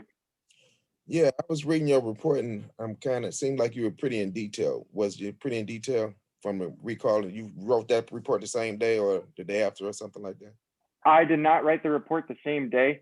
I wrote it a couple days later because I actually went to a week-long training school. Okay. So I didn't write it the same day. I don't even remember how long after the incident occurred that I actually did write the report. But before I wrote the report, I reviewed my video.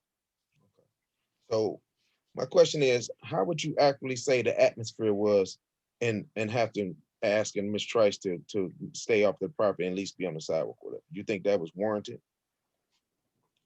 She was being requested by several people to leave that. I told her she could stay. I mean, it's not like I asked her to leave the whole area. I told her she could stand on the public sidewalk and videotape from there. She chose to leave. She was never forced to leave that intersection or that business, just the parking lot. Well, now what I'm really getting at is that just from that, you being a police officer and being observant, that maybe it was best that you probably did intervene for her not staying building on the property, far as the, you know, people, like you said, people was being intimidated or felt uncomfortable with her being in the area, to where maybe something would have happened if you wouldn't have intervened. Do you think that was possible? Correct. I think that was the best solution. Okay. That's all I have. All right, thank you so much, Ms. Tubbins. Yes, Officer Tomey, I have a question. Why were you at the event to begin with? I was requested by my supervisors to make extra patrols through that. So this whole incident happened just at the same time I was patrolling through the parking lot. Was there a specific reason though? Were you anticipating that there would be an unruly crowd or there would be too many people that would need control over? I didn't ask questions. My supervisor said do extra patrols through the lot, so that's what I did. Okay, was there any type of physical threat of any kind towards any of those in the attendance or to the mayor by Mrs. Trice? I wasn't informed about any physical threat, no. Okay, but in your report, you stated that people were saying that they felt threatened, or how were they threatened by her? That was not clear. There was never any specifics about anyone saying physical harm. They were just general statements of feeling threatened. So that's what I documented. But this being a public event, correct? Anyone can have access to the parking lot, to the event. It is a public event, and everyone has the opportunity for freedom of speech. So why would she be requested to stand on the sidewalk? That's what I'm questioning. Because I'm trying to mitigate any issues. She's obviously confronting people, making racial remarks towards people, and I'm a problem solver, and that was my easiest way to solve the problem. I requested, I didn't demand, I didn't order. She was never forced to leave that parking lot. I requested that she stand on the parking lot or on the sidewalk, and she chose to leave the event. What were the alleged racial remarks that she was making? The quotes in my report are specific to what was said. So she, in quotes, I wrote in my report, "I'm the only white person, so they keep harassing me, harassing and intimidating because I'm the only white person out here. This is an event for that side of 8 Mile," referring to Detroit.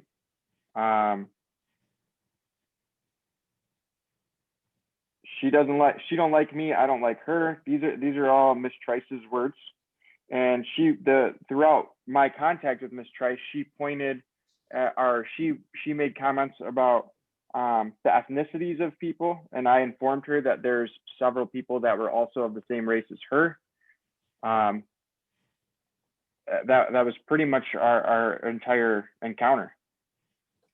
But you also stated in your report that other people had mentioned to the security guards and turned to you that they felt threatened by her. How were they threatened by her? Just because of her presence? Did she say anything to the crowd or specific people that they wanted to make a report with you? Because no report was made by any of the attendees. I think it was the way that she was videotaping people, and I was informed that she was putting her phone in the mayor's face. I'm assuming that's what they meant by threatened. Everyone perceives that differently. So I couldn't tell you why exactly they felt threatened or what they thought was threatening about Miss Trice. That was their own interpretation. Okay, that was a good answer, because to me, that's what I was thinking, that it was just a perceivement of a threat, but not an actual threat. So in turn with that, I'm thinking that she shouldn't have even been asked to stand anywhere other than within the crowd. All right, thank you, officer. You're welcome. All right, Mr. Baker? Do you have any questions? No, he, any that I had, he's already answered. My question would have just been about where she was when he asked her to record on the sidewalk. And that was about it. Yeah, so he answered everything that I had, and in regards to why she was asked. So that was it. Okay, I just have a couple of questions. One is, were the requests to have a citizen removed be made by someone other than the mayor? Would you have responded in the same manner? Yes, Okay, I would have responded the exact same way I did. okay. Also, were you, just to clarify, were you asked by both the mayor and the security officers to remove Ms. Trice?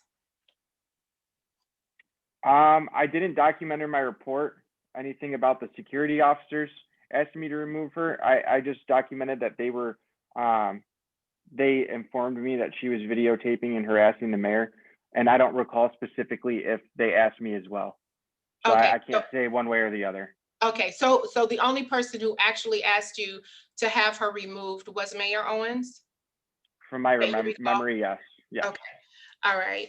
And then have you ever been other than this event, have you ever been dispatched for an unofficial matter for Mayor Owens?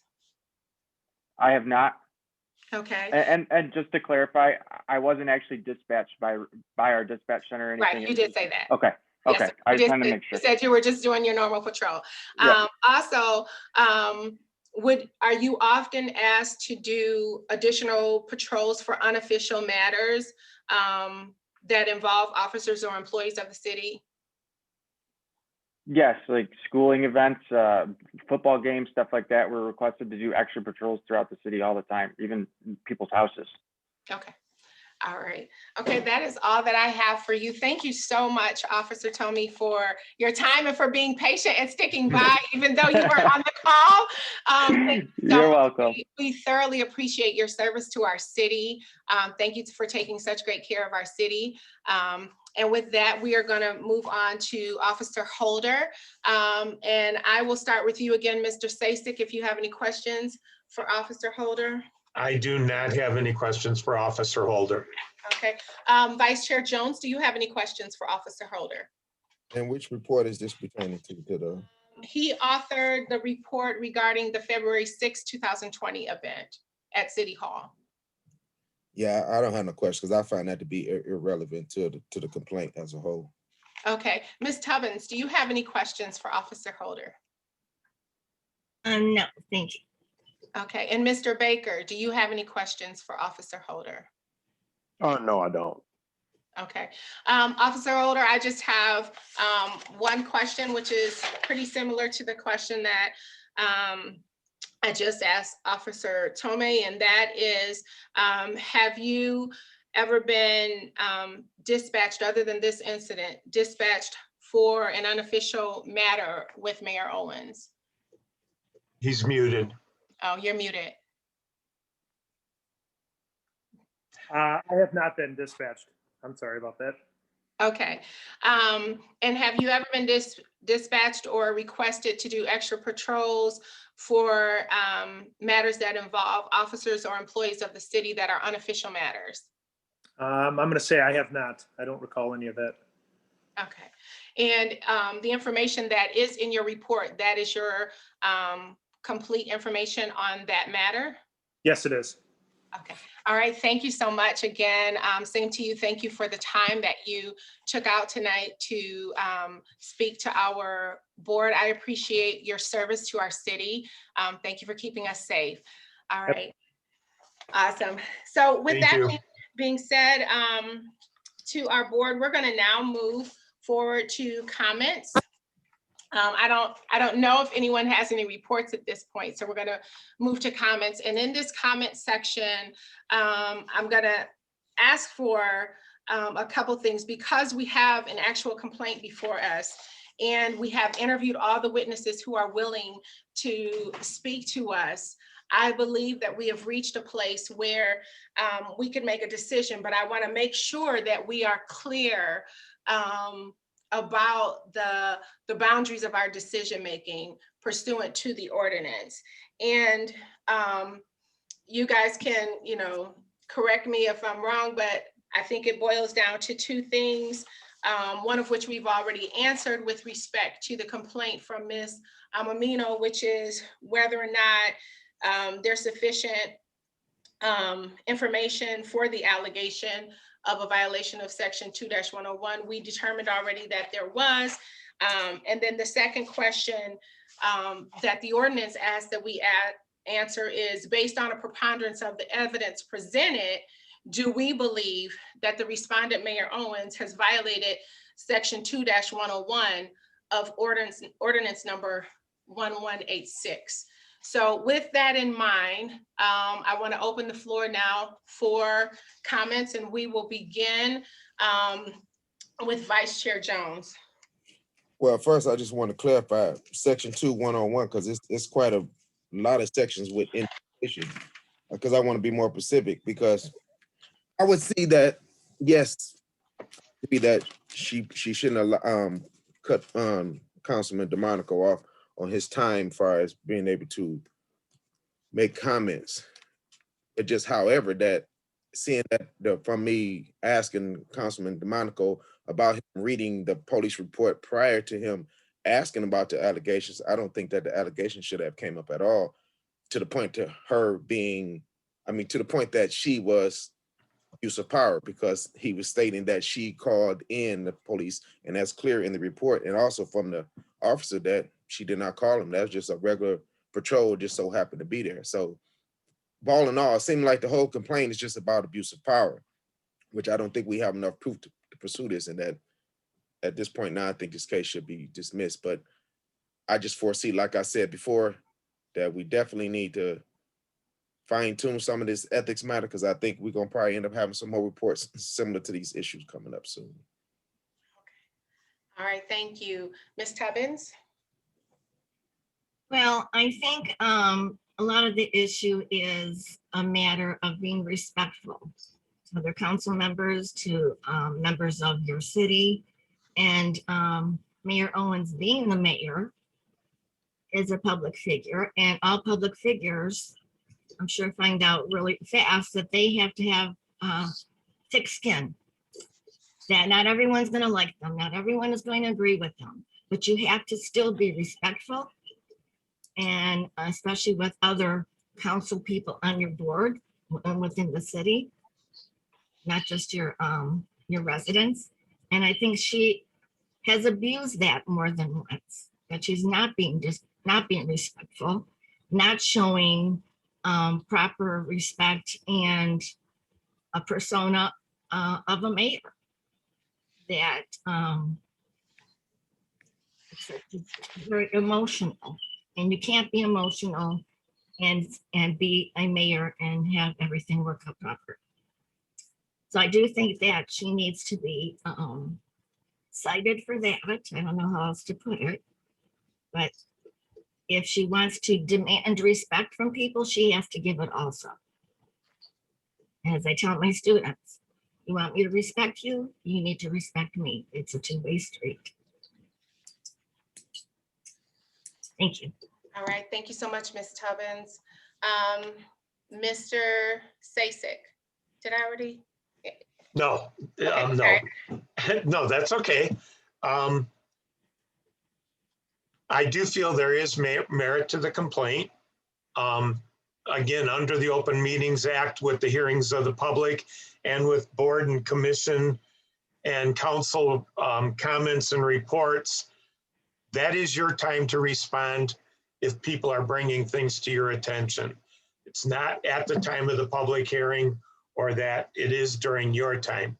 And for anybody, whether it be another council member, somebody out in the audience or the mayor to literally disrespect you and attempt to cut you off from being able to respond, that's wrong. There is kind of a history here of that happening also. It isn't just this one incident. And I know we've got some options to us. I think the mayor personally, I feel she owes the council as a whole and this community an apology and to lead by example. And she really needs to demonstrate some leadership and respect for others. And I think she just needs a warning that there could be further repercussions if this type of behavior continues. And that's all I have on the issue. Thank you. All right, Mr. Baker. Yeah, so I also saw that I was listed as a witness, and I was present for the Martin Luther King reading of his speech, and I actually did hear the conversation between her and Ms. Diebold. I was in earshot when she asked her to call her mayor. So looking at that, but looking at the complaint as written, and I looked at this and I read it time and time again. I read through the ethics ordinance, section 101. And to me, what is obvious is that this is more so a matter of her not showing respect to others and being rude to others. But does that constitute a ethical violation per se? Looking at the police reports, the policeman for the Foot Locker incident, and this is the one that's cited directly in the complaint, is the Foot Locker incident. So the officer stated that he was doing his job, not called out. I understand that he said that Mayor Owens asked that she said that she needs to leave the event, but she didn't call him out because of her title. She talked to him when she saw him there after talking to Ms. Trice. So looking at section 101 in this ethics ordinance, it doesn't seem to me that it's an ethical violation. She didn't gain anything personally from that, nothing financially from that. But yes, I would agree it was rude and that it could have been handled better. I was at the council meeting where she did cut off Councilman DeMonico. I remember that very vividly. And but does that fall under the guidelines of this ethics ordinance? And I don't think that it does. It does show rudeness and disrespect, though. So I would just leave it there. I don't think it's so much as an ethical violation as it is a matter of how do you conduct yourself properly. Okay. All right, thank you so much. So a couple things from my perspective. I think there are two very clear issues in this complaint. The one that we chose, that we've said had the stamina for us to review. And I think there's the issue of abuse of power with respect to the police being contacted on both February 6th and in September at that event. And then the second issue is the disrespect in the treatment of Councilman DeMonico. With respect to the first issue, a couple of things. Number one, even though we were able to hear testimony about what occurred in February, we did not get a complaint directly speaking to the events that went down in February. So while our investigation kind of naturally took us there to kind of uncover, the venom that was spewed at the meeting, and to try to find out what was behind that, there was no actual complaint about abuse of power that was presented to this board to review about the incident in February. All right, so I think that while we uncovered it, while we dealt with it, it is not necessarily something that I would say we can make a determination on because there was no formal complaint brought about February 6th. That's not taking anything away from what may have occurred. It's just, it's not something that was brought formally to this board. With respect to the Foot Locker incident, I think it is very clear that by the police officer's own words, this was routine and he had been dispatched. It is not unusual that when there are public gatherings in our city, that the police would be asked to do additional rounds just to make sure that everything is okay. And as a part of his regular course of duties of being there, he was met with this complaint about Ms. Trice. However, I think it is key that his report says that the mayor is the one who requested that Ms. Trice be removed. And so I do think that we can answer the question on abuse of power only as it pertains to her request for removal. She may not have been the one who made the call or who asked for the police to show up, but she, according to his report, and she has not, when given the opportunity to give us a different perspective, she declined to do so. So we can only go off the information that we have in front of us. And what the evidence has presented to us tonight is that the mayor did in fact request specifically to the officer that Ms. Trice be removed. So I think this board does have an obligation to answer the question as to whether or not that amounts to an abuse of power simply by asking that a resident be removed. The second issue with respect to respect, and there's a couple things. First of all, the standards of conduct in section 2-101, it says with respect to, in section F, it says public resources. That all speaks to abuse of power because it says an officer or an employee shall not use personnel resources, property, or funds under the officer or employee's official care and control, or shall use them judiciously and solely in accordance with prescribed constitutional, statutory, and regulatory procedures, and not for personal gain or benefit. But just above that in E, it says an officer or employee shall not represent his or her personal opinion as that of the city. And then in J, it goes back again to the use of personal property or personnel.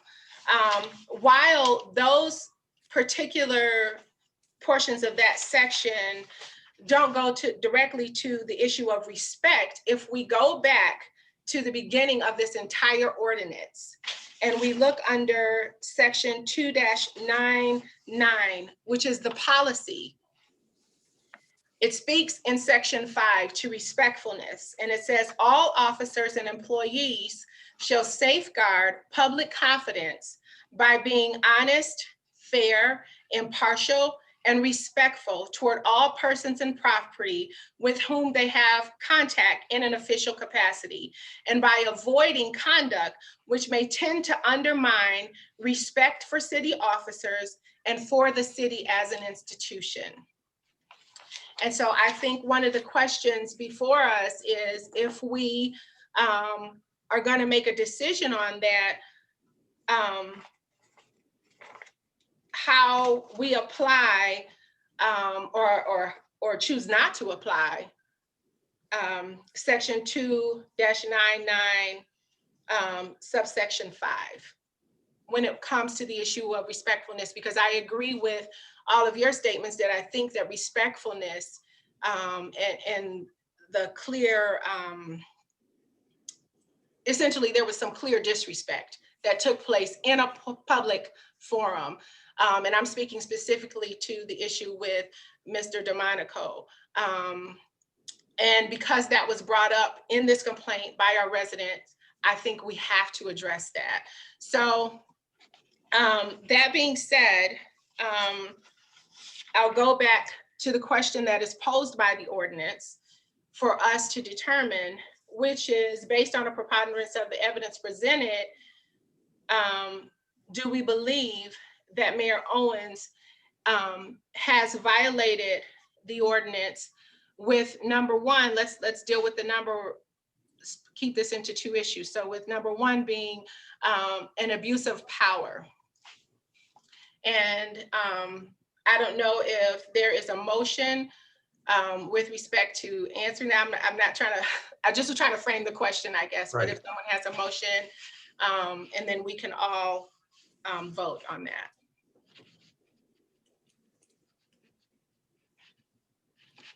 Well, just for a point of clarity, Yeah. my understanding, and as was stated at the council meeting in regards to the Foot Locker incident, that was not a city event. It wasn't a city sponsored event. Because I also read, section 2-99, but my understanding was that it was not a city event.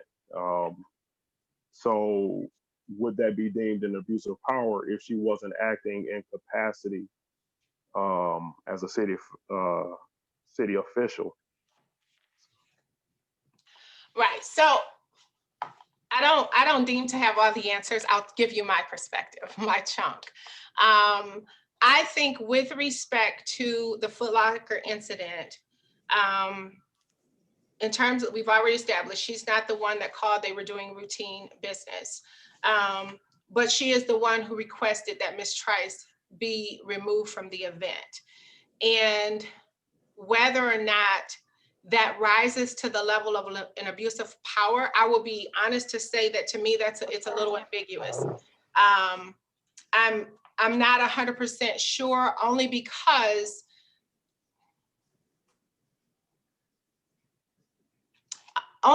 of how the officer chose to handle it. He chose to not take it as a directive, but to have a peacekeeping feature to it, which was to say to Ms. Trice, you can stay, but I need you to stay on the sidewalk and not approach the mayor directly. And so he kind of gave Ms. Trice the option and the opportunity to remain. So while she chose to just go ahead and leave, he didn't say, you gotta go. He said, you have the opportunity to remain. So it did not have the effect that was requested. And so I guess therein lies my ambiguity as to whether or not it rises to the level of an abuse of power. Okay, and I just asked that because, I like to be very specific, and before I accuse somebody of something or say someone is guilty of something, I try to be very specific and very clear about, what was there. And it's hard to know someone's intent, especially had she said, I'm the mayor, she has to go, that would have been different for me. But like you said, because he handled it as a peacekeeper, and I know we all have availability to the peacekeepers. I know that there are non-emergency numbers when we know of services needed ahead of time. So that's why I asked that question, because I wanted that clarity as to, was she acting in the capacity of mayor or not, So I'm kind of in the same position. And also to add to that is like when I questioned the officer about the fact, in his opinion, was it safe for her to let her remain and, videotape, and not saying if she did harass somebody or not, but it seemed like they were trying to clarify to make it a safe environment to me. The fact, regardless if she was asked to leave or not, or if she wanted to leave or not, but the way it seemed, that's why I asked about the environment. Was the environment hostile where, that's probably why he requested, hey, you ain't got to leave, to keep it neutral still. But hey, you can stay on the sidewalk because that's public property. But on Foot Locker parking lot, that requested you to come off this property, he probably was keeping the peace. And I think that was the best issue. I do want to be clear. I think I'll admit that there is some disappointment that the mayor didn't come on to give her perspective, because I think that would have been fruitful for us. I agree. But at the same time, I also believe that when you have people who are in the public eye, and Mr. Baker probably understands this as having already, been on city council, and then most of us are now experiencing it in a small sense in being on this board in a public fashion. There is an extra guardedness that you just automatically have. And that you kind of have to have in your capacity, just to make sure that things that are occurring around you are done in a safe and good manner for the constituents that you are serving. And so that being said, I think the situation would be quite different if we had evidence to support that the mayor specifically called and said, get a car out here now, this citizen needs to be removed. But we don't have that evidence. What we do have is the patrol car rolling through and the mayor saying it's disruptive, she has to leave. And so then the question becomes, does that rise to the level of abusing power, or are you just trying to safeguard yourself and the situation that you're in? And while I feel for Ms. Trice from the standpoint that, you know, it's a public event, she felt like she was within her rights to be there, to videotape. She was trying to document it for other citizens. At the same time, if there was disruption being created on either side of the aisle, the police officer acted in the most appropriate way, which was to say, let's just cool things down. You can stay, but stay on the sidewalk. And Ms. Trice took the option to just say, no, I'm just gonna go ahead and leave. So she wasn't forced to leave. She made that decision. Go ahead, Mr. Stasek. I'm just curious then, did the mayor decline tonight because it was a conflict, or she just did not want to speak with us? She did not want to speak with you. Okay, thank you. Okay. So that if we tried to schedule it for a more convenient time for her, chances are it would be the same outcome. That's correct. Okay, thank you. If I may speak, does it need to be considered though, when you have yourself as a public figure, whether you're in a board meeting, you're in the public eye, or you're just one of the citizens in the crowd, you're still the mayor. So your presence there, whether it be to the crowd or to that officer that was there, he's going to take whatever she says to him in a higher regard because he knows she is his mayor. So in doing that, she needs to be very careful of how she words things and her actions because she is the mayor. Right, which is why, and I agree with you, Ms. Tubbins. I think there is a duty on public servants to make sure that whether it's official or unofficial capacity, that they carry themselves in a certain manner so that the city is best served by that because they have an official title. Yeah. But at the same time, that's why I asked him the question, would you have responded to this particular situation any differently had it not been the mayor who made the request? Had it just been, you know, Stacy Muniz standing at Foot Locker who said to you, this is the issue, this is a problem, this citizen needs to leave. Would you have handled it the same way? And he said, yes, he would have handled it the exact same way. So that said to me, he didn't change the format of how he responded as a peacekeeper to mediate the situation. And so I think that's important because it didn't then sound like she gave him a directive as much as just was like kind of exasperated and like, this has to, you know, she's got to go.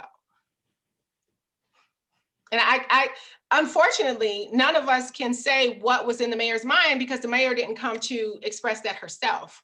I'm just trying to take the pieces from what we've actually been given via testimony and reports.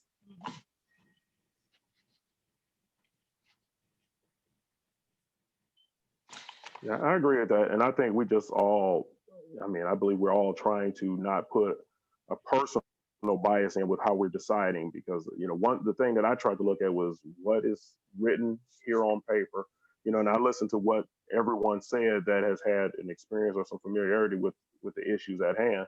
And the thing is, I can't put my own personal biases, be they good, bad, or indifferent in there. I just have to go with facts. Right. And that's what I would want for myself as well as anybody else. So I'm trying to be as objective with all the information that I have, be as objective as possible. So here's my question, just so that we can move things forward. With respect only, with respect to the issue of abuse of power and the contact of the police as it relates to the complaint from Ms. Amormino, is there a motion or would someone like to put forth a motion as to whether or not there was an abuse of power there so that we can vote on that issue alone? Yes, I can. Let me think.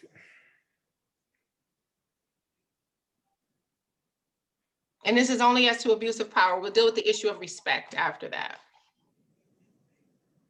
But was there a violation of the ordinance with respect to abuse of power? I guess I'll put a motion in there. I don't see it, no abuse of power. So you're making a motion. That there's not a significant enough information there to grant it to be moving forward for abuse of power. Okay, is there? I'll second that. Okay, so to be clear, the motion is, according to how Mr. Jones stated it, that he motions that this body agree that there is no abuse of power as it relates to the calling of the police as outlined in Ms. Amormino's complaint, correct? Okay, all right, can we have a call of the roll? Vice Chair Jones, Yes. Board Member Baker, Yes. Board Member Tubin, No. Board Member Sasic, Abstain. and Chairperson Muniz. Same.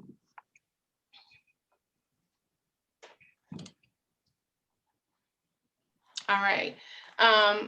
The second issue is the treatment of Councilman DeMonico at the September 15th council meeting, whether or not the respect that was given or not given rises to the level of a violation of ordinance 1186.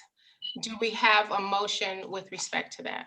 I will make a motion that the incident regarding Councilman DeMonico at the council meeting does meet the requirement for lack of respect. I'll support that. Can we have a calling of the roll? Board Member Sasic, Yes. Board Member Baker, Yes. Board Member Tubin, Yes. Vice Chair Jones, Yes. and Chairperson Muniz. Yes.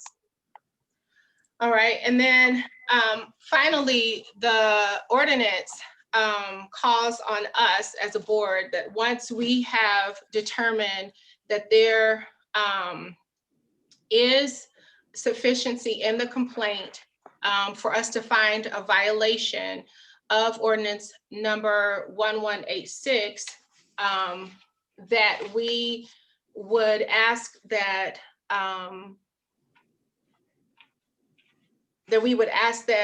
that matter be addressed. And I want to pull up the specific section so that you guys can make a motion based upon that. Let me just find my notes.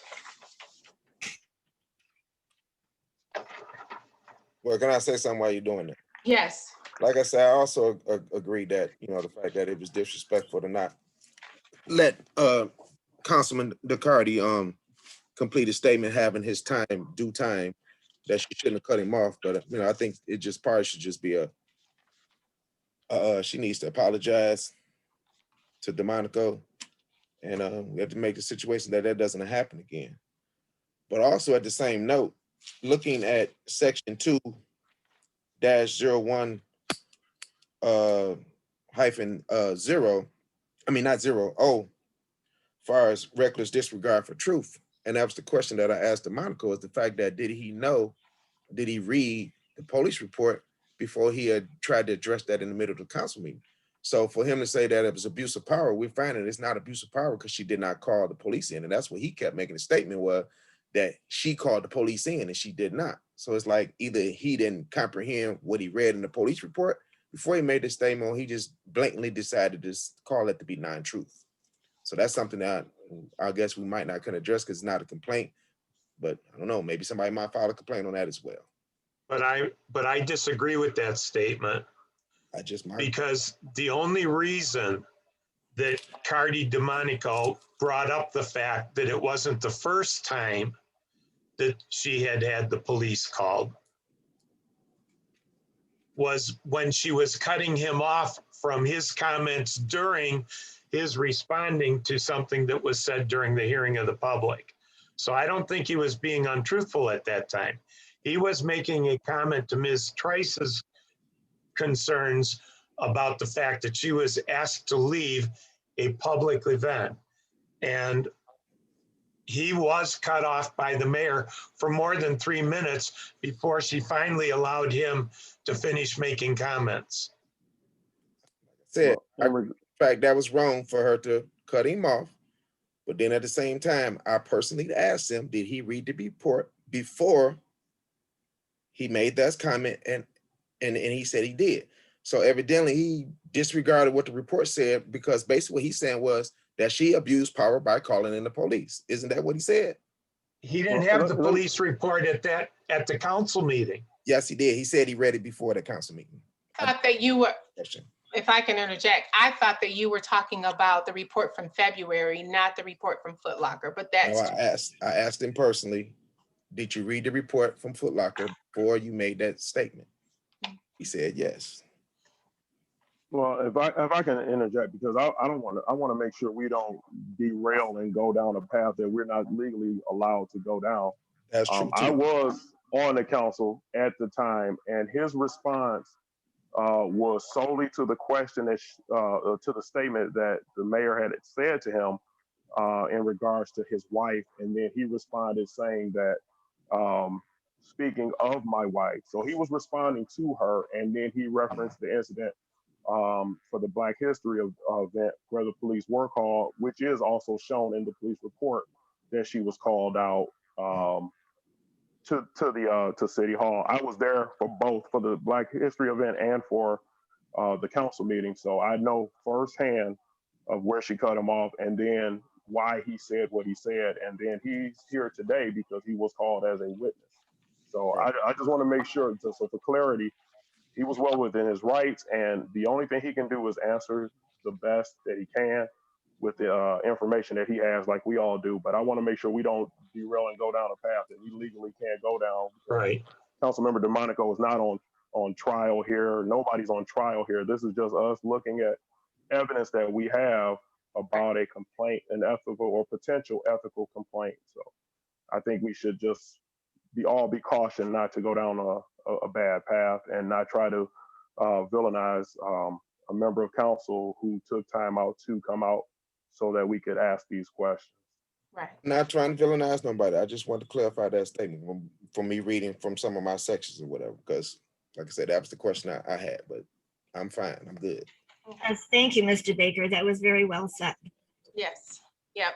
And I want us to understand too, what we're being called to do, because whatever we decide to do here tonight does set a precedence for future things. And so I think Mr. Baker hit the nail on the head that, and that's why I wanted us to even be careful in how we interacted with our witnesses, because we want to be able to give an unbiased opinion and be that third party when an issue arises. But if we just keep coming off as like, if we come off in a manner that doesn't make witnesses feel confident that we will hear them and hear their perspective, and if we don't come off as a board who will follow the parameters of the ordinance that is put before us, then it's going to present a problem going forward. And it's going to negatively impact our city and our residents at the end of the day. So we just want to be careful with that. But I would ask that each of the board members look at section 2-103, I believe it is. Yeah, 2-103 M. Let me see. Yeah, M. As well as, let me find the other one. As well as if you could go back and look at section 2-995.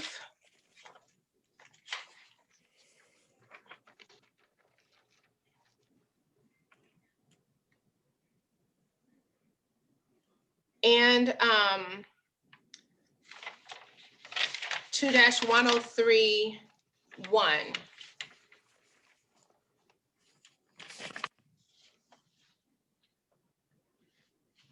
And I'm gonna just read those aloud. So 2-995 says, all officers and employees shall safeguard public confidence by being honest, fair, impartial, and respectful towards all persons and property with whom they have contact in an official capacity, and by avoiding conduct which may tend to undermine respect for city officers and for the city as an institution. 2-103 1 states the board's ruling on the sufficiency of the complaint and a finding or lack thereof of violation of section 2-101 by a preponderance of the evidence may include, but is not limited to, one or more of the following actions. Number one, dismissal of the complaint. Number two, determining that there's insufficient evidence to show a violation. Number three, determining that further information must be obtained. Number four, determining that a violation of state or federal law may have occurred. Number five, determination that a violation of section 2-101 has occurred and assess a fine up to $500. Or number six, determine on its own motion or upon request of the party who has had the complaint filed against him or her, whether the complaint was filed with knowledge of falsity. And then M talks about if sufficient evidence of a violation has happened, based on a preponderance of the evidence, what we can do. And if you all would look at the last sentence, it says the city clerk shall also provide these documents to the respondent's appointing authority within the city with the board's request for the commencement of appropriate disciplinary action consistent with the applicable collective bargaining agreement, civil service rules, or employment regulations of the city.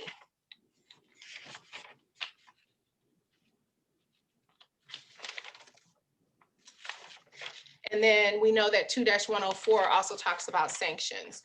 So I'm laying that out there because this is the ordinance that we're working with. These are the boundaries within which we are working. And based upon that, do we have a motion as it pertains to the issue of respectfulness?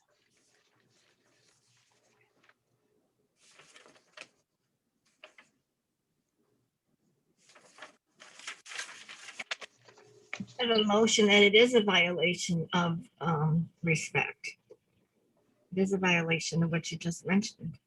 I think, was it Mr. Sasek? Had you already proffered a motion? And it had been second, we just didn't get to the vote, correct? No, that, Yeah. we did vote on the first one. This is the second issue now. This is in regards to, But did Mr. Mr. Gaston. Jones, who made the motion? I thought there was. I made the first motion and then I believe Mr. Baker supported it and we voted on that. Mr. Gaston can remind us which motion that was. Mr. Gaston, did we have a formal second motion made? No, you didn't. Okay. Okay, all right, thank you.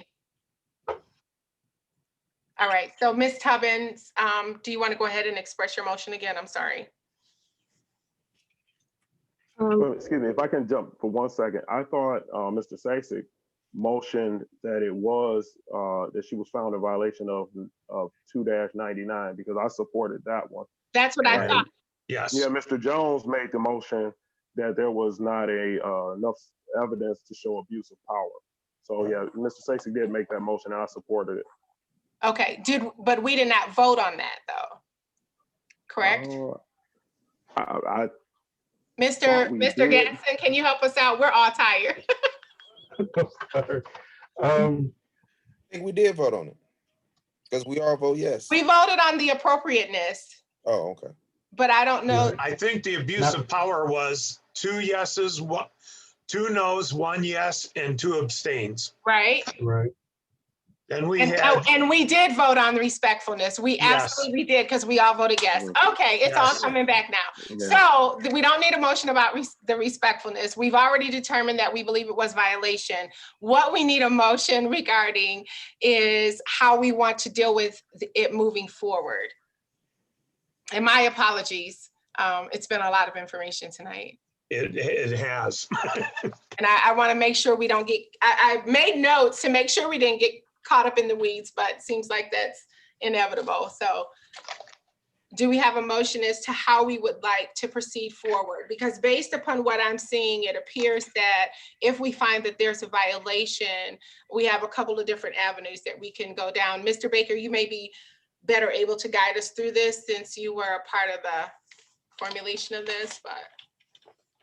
Well, no, it's this is the one thing it says you can assess a fine of up to $500, but I mean I'm going to ask you guys, like, do you guys think that this is a $500 No, finable offense? I don't either. no. I don't think it warrants that.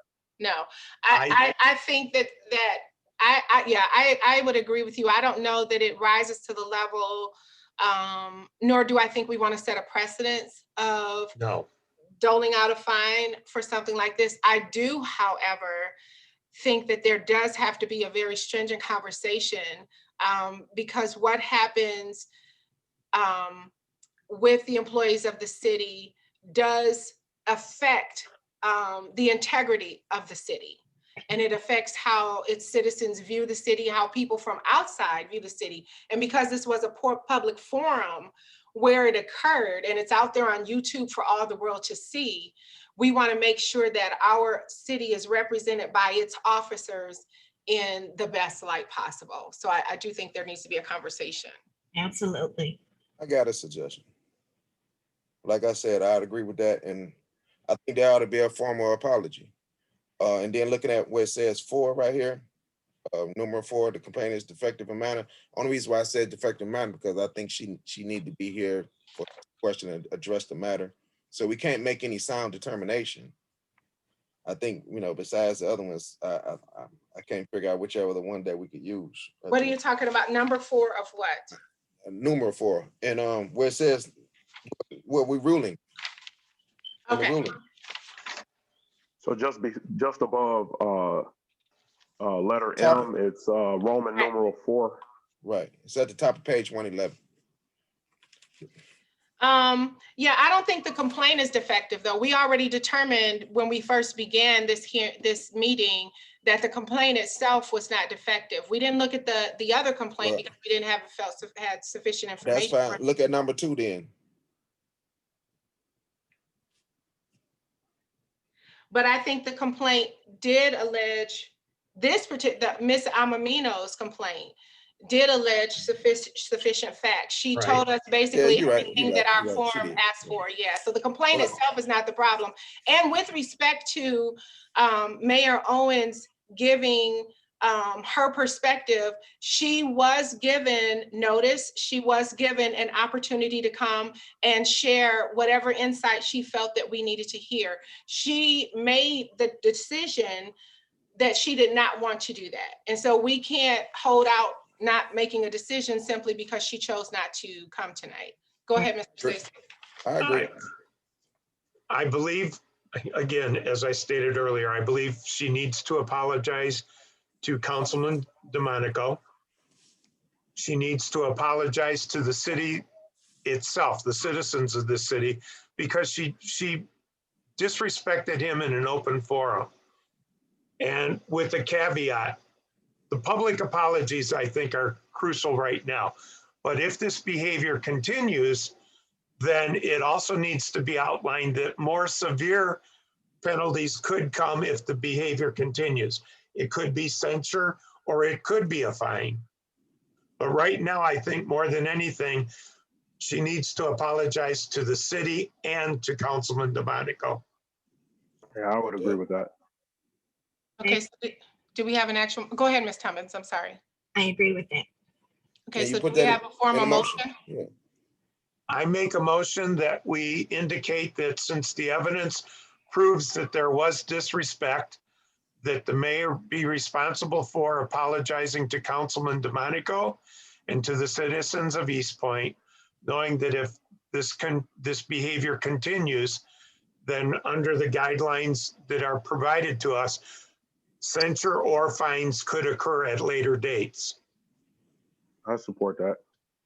Okay, and then, and just to be clear, that's a public apology. Yes. Okay. All right, can we have a call of the roll? Board Member Sassick, Yes. Board Member Baker, Yes. Vice Chair Jones, Yes. Board Member Tubin, Yes. and Chairperson Muniz. Yes. All right. So move. So I believe, Ms. Doom, you can give clarification on this. I believe that the response on the complaint to both the complainant and the respondent, your office would send that out, the findings? Is that Yes. correct? Okay. We can do that. Okay. All right. Thank you. And I want to thank our board for each of you taking out the time and really thinking this through, really researching, doing your research, and taking the time to just ask the questions, the hard questions that none of us want to ask. And I want to encourage all of our citizens to, continue to participate in city council meetings and in other hearings of the various commissions, because it's important that we all have a hand in taking care of our city. My husband always says many hands make light work. And so the more of us who can get involved and encourage each other, we can show that Eastpointe is a very bright light in the metro area.